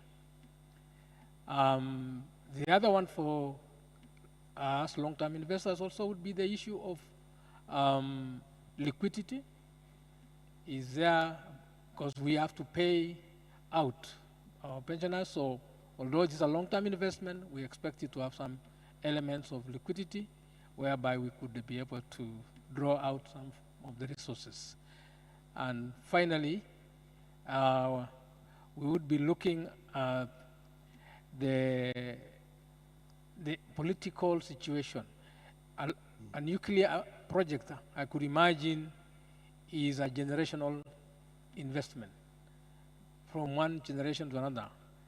So the issue is, how is the political environment supporting such an investment? Or is it one of those projects that may be rejected by a different generation of leadership, and therefore would be an issue?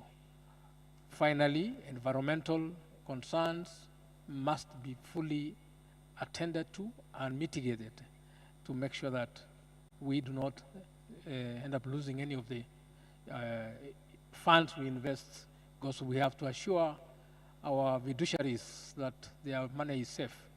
Thank you. Thank you very much. If I build on that, before I will stay with you, Jose, could you maybe expand on the exit option also? Is it something that you're also looking at as an investor? And how would you basically assess it? Yeah, thank you. Yeah, as I said, I think I did mention the issue of liquidity. Now, liquidity would be presented in several ways. One of course, would be, is there a clawback mechanism by the developer of the investment in terms of uptake of any equity exits by us, if there is equity? And if it is a debt arrangement, is the instrument which has been used to raise capital, is it been listed and tradable in the capital market?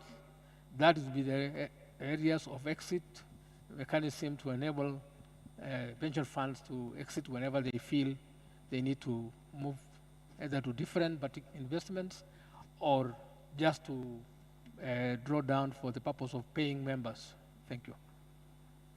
Thank you very much. I'll come back to you, Jerome. I think I have a second question for you around the risk that a developer realistically be expected to absorb or mitigate, whether construction schedule, technology performance, operations, or life cycle costs, and where does sovereign or DFI backing remain indispensable? It's on. That's a good question. So, yes, of course, as a developer, we need to mitigate all the risk. That means technological risk, environmental risk, country risk. But this is, I think, for us, part, of the process of developing a project. What we think will be more complicated on the structure of the financing, because my neighbor has been talking about cash flow and so on, but when you develop a project and you initiate a project, you are far from cash flowing. So the difficulty is on being able to raise the debt and to raise the equity on the project. I must say, for such a project, like an SMR, where the amount of a project cost could reach easily $1 billion, you need to have blended finance, and I think that has been said at several panels here, meaning bringing ECA, DFIs, and commercial banking. But I think the biggest challenge will be really the equity, because on a project like this, if we talk about IFC, for instance, we might ask for 50-50 gearing, meaning that you have to bring 50% of equity. And I think, as my neighbor also said before, it's important that there is a sovereign involvement. Okay? Once you have all this together, I think the project can really be a go. Okay, thank you very much. Building on that, I'm going to go to my friend Charles. Should I ask the question in French, or yeah? You will answer in French, then the translation. Comme vous voulez. Okay. La question que j'avais pour vous, c'est en tant qu'institution sécurité sociale, comment vous analysez les risques, quels sont les éléments importants qui ferait que vous allez investir dans un projet de nucléaire de cette nature. J'ai bien compris la question. Alors nous, en tant que fonds de pension, nous avons 3 critères de rentabilité. D'abord la rentabilité financière, puisque vous recevez de l'argent aujourd'hui pour un travailleur et vous devez lui payer sa retraite dans 20 ans, dans 30 ans. Donc, quand il vous paye 1000 francs de cotisation aujourd'hui, il faudrait que dans 30 ans, ça se transforme en 15 000 pour annuler l'effet de l'inflation. Donc, c'est ce qu'on appelle la rentabilité financière. Ensuite, il y a la rentabilité économique. Parce que nous sommes une caisse de sécurité sociale et nous sommes alimentés par des cotisations des entreprises. Et donc, si l'économie tourne bien, eh bien, les entreprises vont embaucher et on va recevoir davantage de cotisations. Et le 3e critère, c'est le critère social, c'est-à-dire qu'en tant que caisse de sécurité sociale, nous devons penser aux plus faibles, aux personnes les plus vulnérables. Et donc, quand on produit suffisamment de richesses, on a la possibilité de tenir compte de ces personnes vulnérables avec des conditions plus favorables. Mais je pense qu'en dehors de ces critères, le rôle le plus important que les fonds de pension vont jouer, c'est d'abord les ressources longues. Parce que, vous voyez, nous, aujourd'hui, nous avons en réserve 6 années de paiement de prestations. Donc, ça veut dire qu'on peut se permettre d'immobiliser des fonds sur des dizaines d'années. Ça, c'est très important. L'aspect liquidité, on résout en faisant en sorte qu'une bonne partie, au moins 30 à 40% de nos placements soient des placements liquides et dans les courts et moyens termes. Mais 70% des placements peuvent être faits sur des durées beaucoup plus allongées. Et nous, je voudrais ajouter aussi que nous sommes déjà, nous, dans l'énergie, nous sommes investisseurs dans l'énergie, dans le groupe, un groupe panafricain qui s'appelle Eranov. Nous avons 15% de part de ce groupe et nous sommes aussi actionnaires dans les structures opérationnelles qui gèrent l'énergie dans ce groupe. Et nous co-investissons avec des fonds d'investissement, avec l'État de Côte d'Ivoire. Et je suis venu, moi, ici, pour voir s'il y a des projets intéressants pour que j'investisse pour gagner de l'argent. Je n'ai pas de doute que le nucléaire, il faut qu'on y aille. Donc, je n'ai pas besoin d'être convaincu que le nucléaire, il faut y aller. Je suis venu pour voir quels sont les projets dans le nucléaire pour qu'on puisse, nous, jouer notre rôle dans ce processus-là. Thank you very much. I'm going to your neighbor, Mesha. I know that most of pension funds are not looking at nuclear as an asset class, at least not yet. Could you, is it something that you are eventually looking at? And if yes, when do we, or when can we expect, I would say, the African pension fund coming in to support these very important initiatives to begin with? Yeah. Thank you. Just to complement with our nuclear initiatives, the pension funds in Africa, we are in the process to establish an infrastructure fund for Africa. Just the intention, working together to invest in essential projects, including the transportation, roads, railway, ports, airports, energy, digital telecom, agriculture, industrializations. So we have decided to establish that infrastructure fund. And when this is done, will be operated by a very reputable fund manager under the supervision of the CEOs as trustees of the fund. So why are we doing that? It's just because the pension funds have the massive assets under management. And we think that part of it can be allocated on the infrastructure. According to the recent records, the pension funds occupy over 800 billion US dollar social security institutions in Africa, which part of it can be invested on infrastructure and ensure sustainability of the pension funds and reliable cash flow to meet our long-term obligations. So, and we do this because also for the diversification opportunity to share risk and resource in implementing the infrastructure projects, because currently the investment is on a short term. So we are thinking on the other side of the coin to invest on long-term investments. But also align with our social agenda 2063 and other programs around the continent. So we want to complement, and I think we have a big role to play in the economic development in African countries, which at the end have the multiplier effect on the pension funds, creating jobs, they improve the GDP, manage the poverty level, and improve the quality of life of the people in Africa. So in terms of the progress made, as I finalize, so far we have collaborated with the African Development Bank. Thank you, AFDB, support of the Dr. Sidi, and also the AFC and TDB. They are collaborating with the pension funds to finalize the policy statement, investment policy statement, and other legal documents for the establishment of the fund. And we expect the policy statement will be done by the end of this May to be circulated to the member countries for approval in their respective authorities.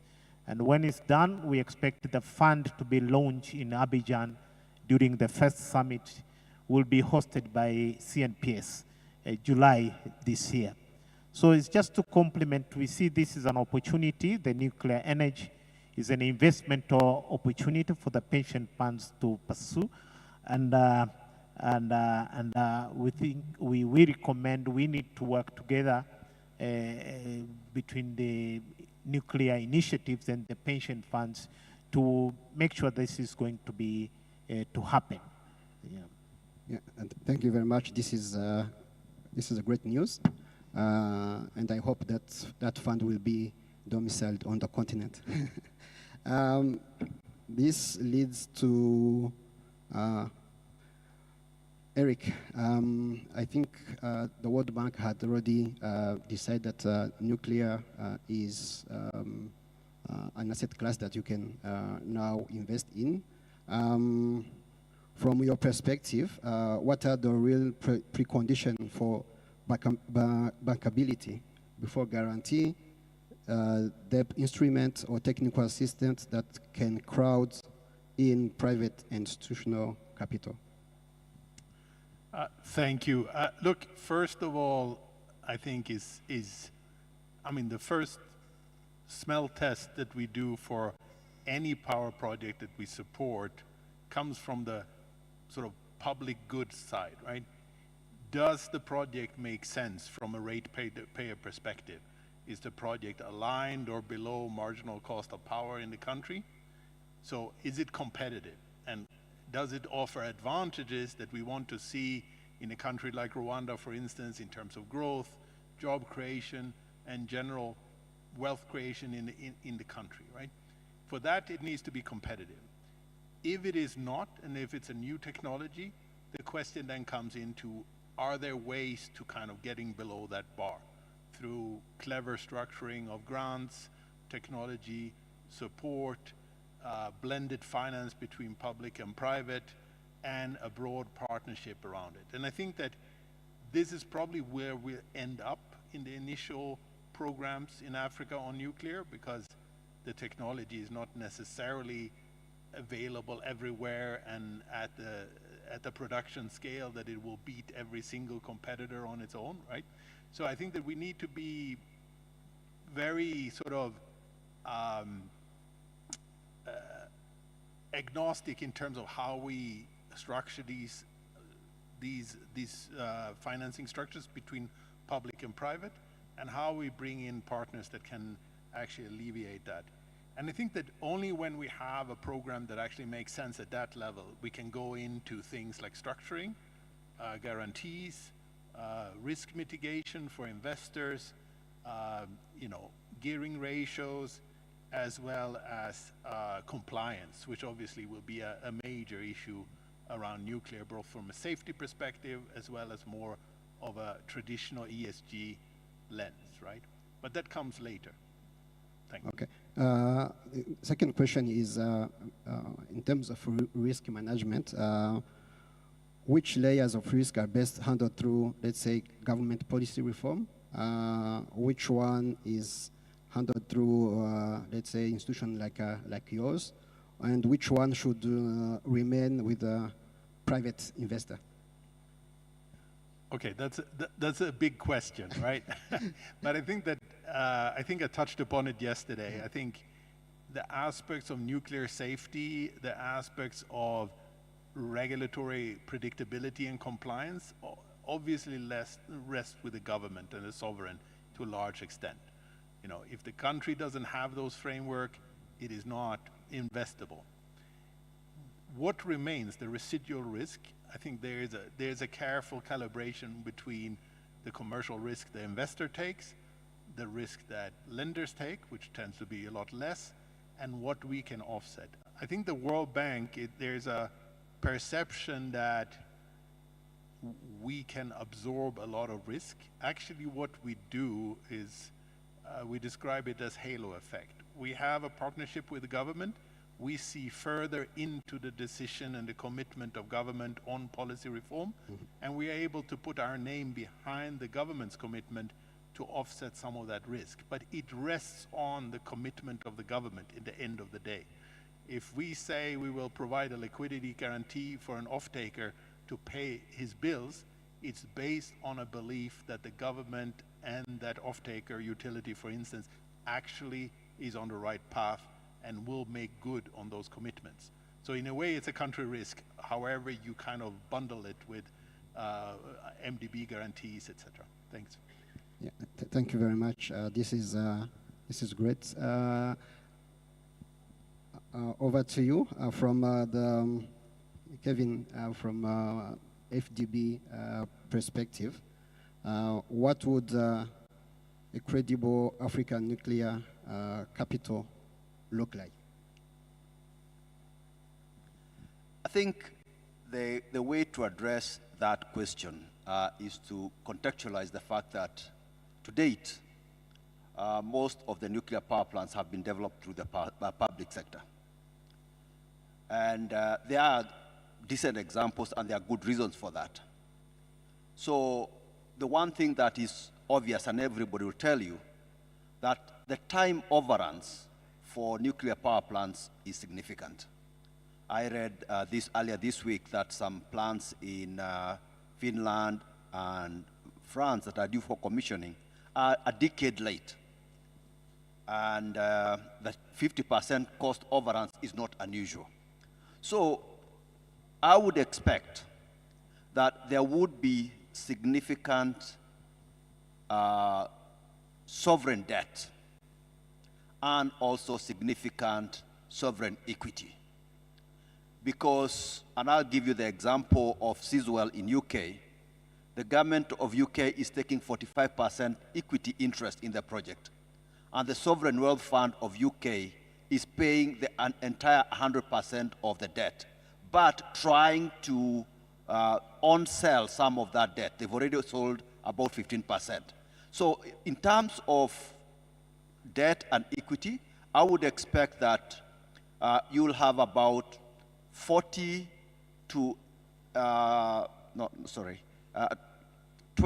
maybe to 40% equity, and about maybe 60 to 80% to be debt.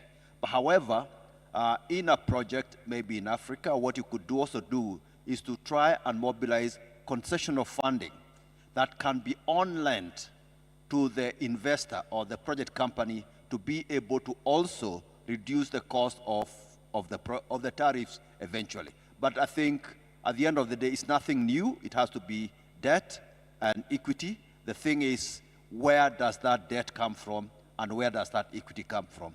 And I must say that to date, based on what we have, in order to ensure, for example, if there is that long a delay, it's unlikely that the private sector will meet the additional costs that are associated with the delay. So hence you need significant sovereign debt and equity in the project. Let me stop there. Okay, thank you very much. You spoke about the portion of equity and debt. What about the portion of stack that must be catalytic before the commercial capital comes in? I think before the commercial capital comes in, I know it's always easy to look at DFI, but even us as DFIs, and Eric will tell you, we need to repay this money. So we need significant certainty on the technology and the timelines for the project. So it is possible that you could be able to get some little multilateral financing. But to date, there are not significant multilateral financing that comes from MDBs. However, it is possible that you could be able to get something catalytic, just like when we had wind technology coming in, we had a lot of climate financing that came to help us to overcome the initial technological risks. So it is possible that the fact that the taxonomy today recognizes nuclear as a clean source of energy, then there's possibility that in view of what is happening geopolitically, there is a possibility that there could be a need to promote nuclear technology and therefore facilitate availability of concessionary funding that would be catalytic, as you call it. Thank you. Thank you very much. I'm looking at the time that we still have.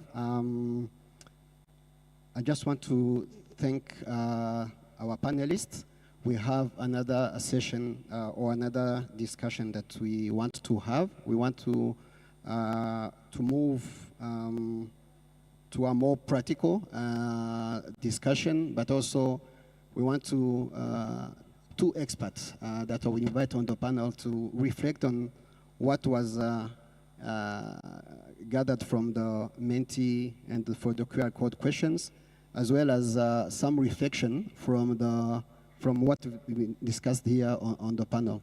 So I just want to thank my dear panelists here, and I want to call the following speakers and panelists, Nana and Vicent. Please join me on the stage. Thank you.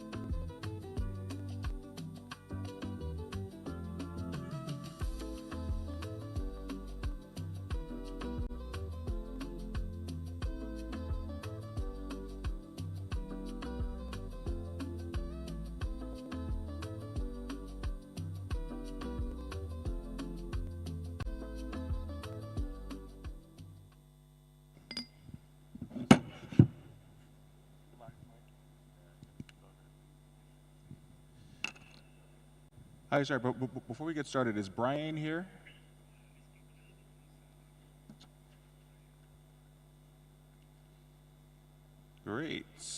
Okay. And then I just read out.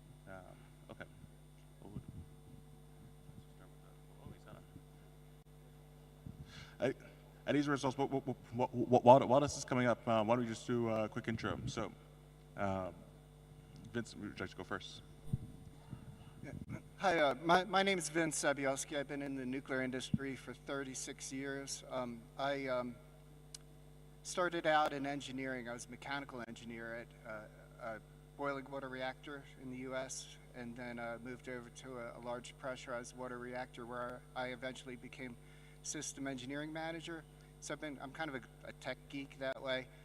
Went to law school at night, and I've been practicing nuclear law now for 17 years. I am a partner at the law firm Pillsbury, Winthrop, Shaw, Pittman, and I've got currently, I'm doing the nuclear work for Bulgaria, for 6 plants in the U.S. We just started on work in Malaysia. So I also was nuclear counsel for the United Arab Emirates for 5 years during construction. So I've been around nuclear construction a lot and nuclear power for my entire professional career. I'm very honored to be here, and I think we'll have a pretty lively conversation about nuclear finance. Amazing. And most of you saw me just before. Again, Menya Ayensu, also should I say a lifelong engineer. Worked in energy technology development, in innovative infrastructure finance, and also in energy policy as well. So pleasure to be back with you all. So before we start our quick discussion, because we only have a few minutes and we'll try to be quick, we want to quickly go over the poll results that you all filled up before. So could you kindly bring the poll back up?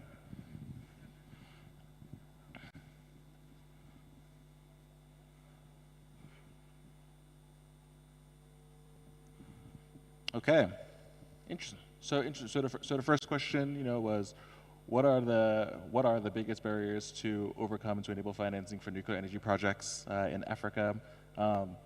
Most folks said capital availability, with a smattering of public support, regulatory, legal readiness, legal and licensing readiness, and then national regional deployment strategies.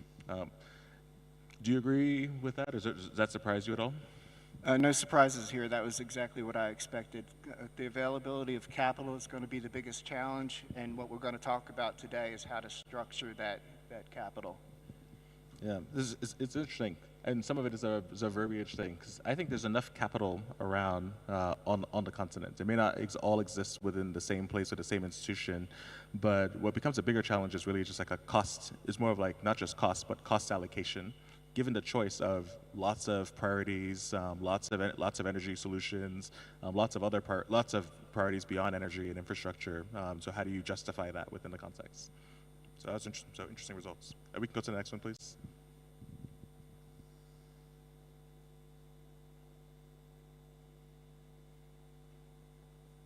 The next one, please. Next slide.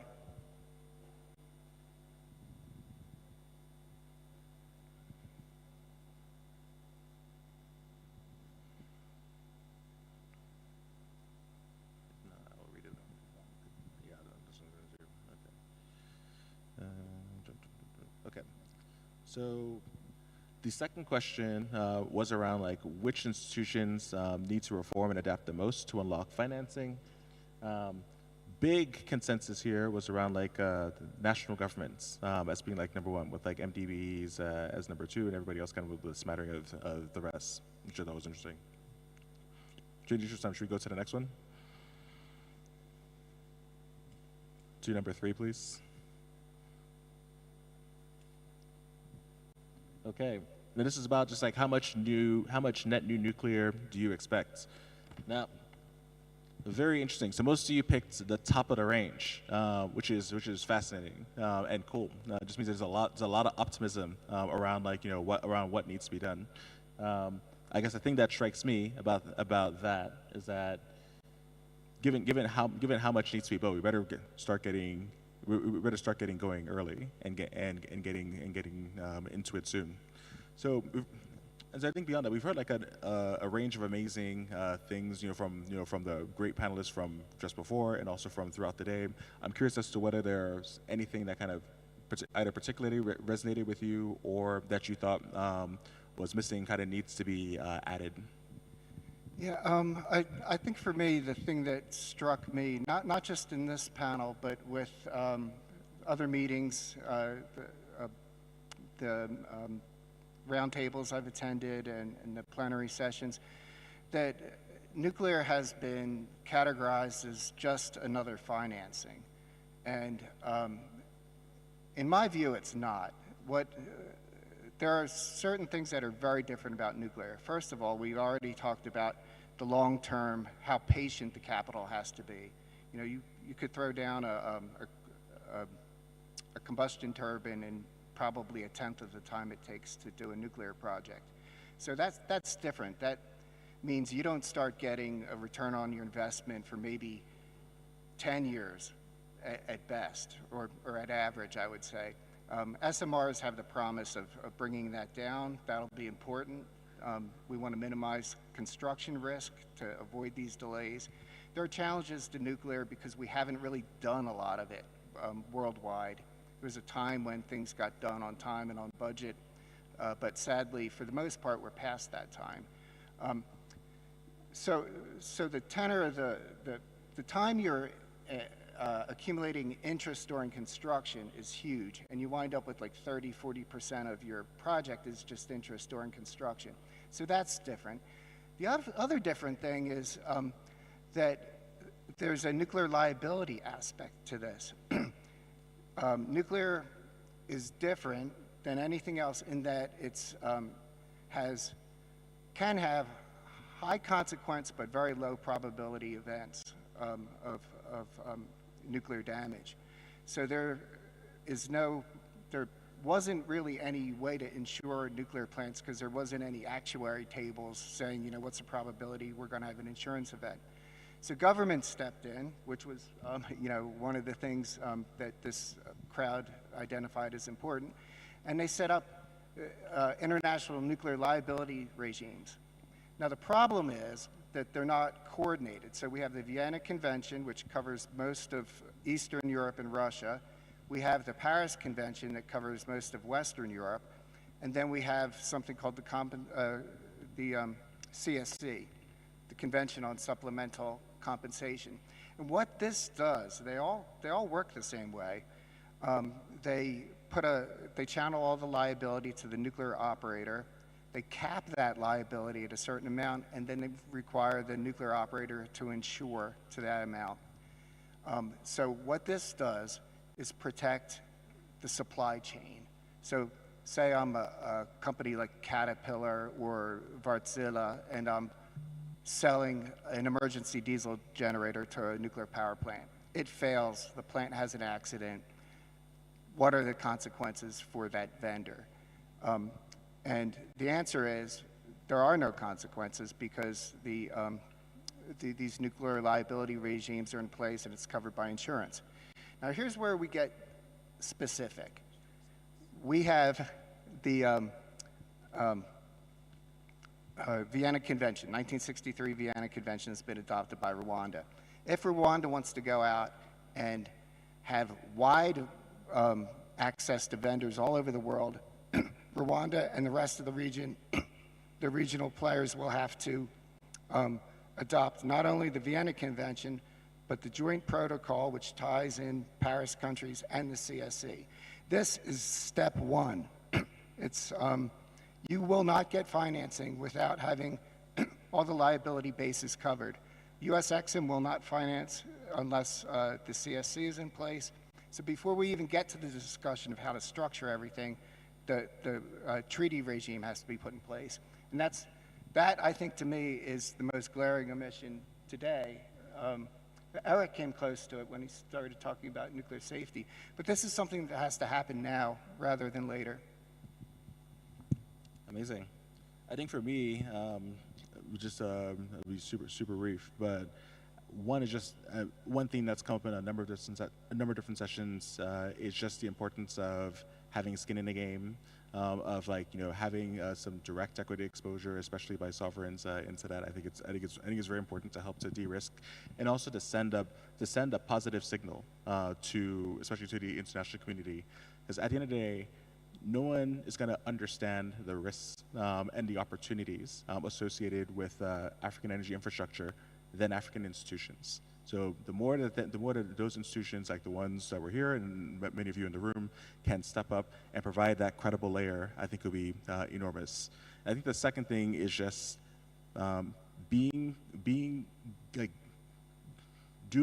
as quickly as you can to get past the platitudes, to get past, oh, this is wonderful, this is great, but like get into the weeds of the importance of getting into the weeds of like what the numbers actually say, getting deep and getting quantitative and getting real about like what the challenges are and like how everything starts, and trying to see like what are all the things add up.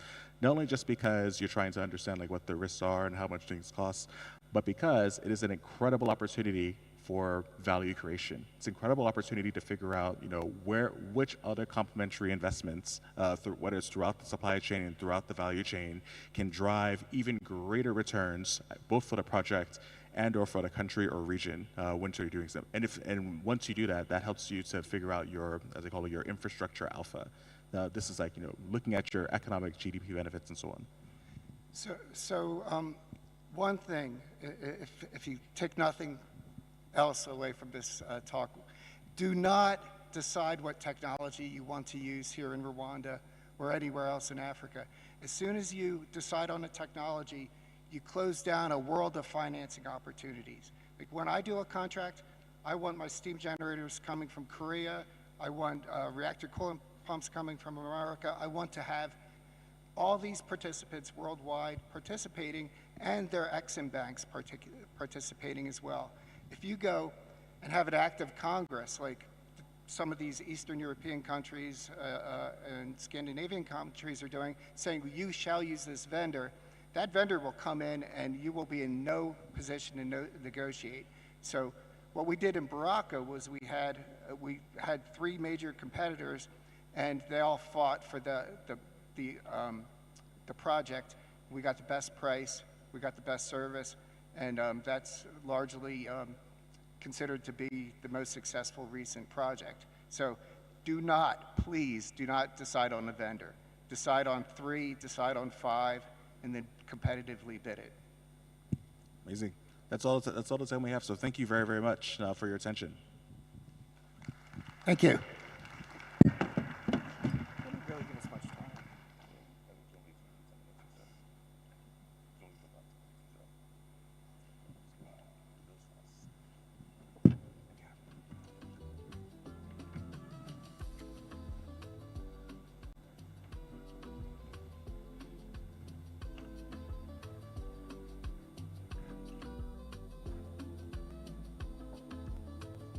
Let's appreciate our panelists. And Jean-Marie and his panel that preceded the fireside chat, let's appreciate them as well. Thank you. Thank you very much. I hope you're taking notes so that when you go back home, you will have things to reference, quotes to share with your colleagues, points to share with your government. Yeah? Okay, good. All right? Good. So the upcoming session, I was just checking with my friend on how we are doing time-wise. I assure you this is the closing session.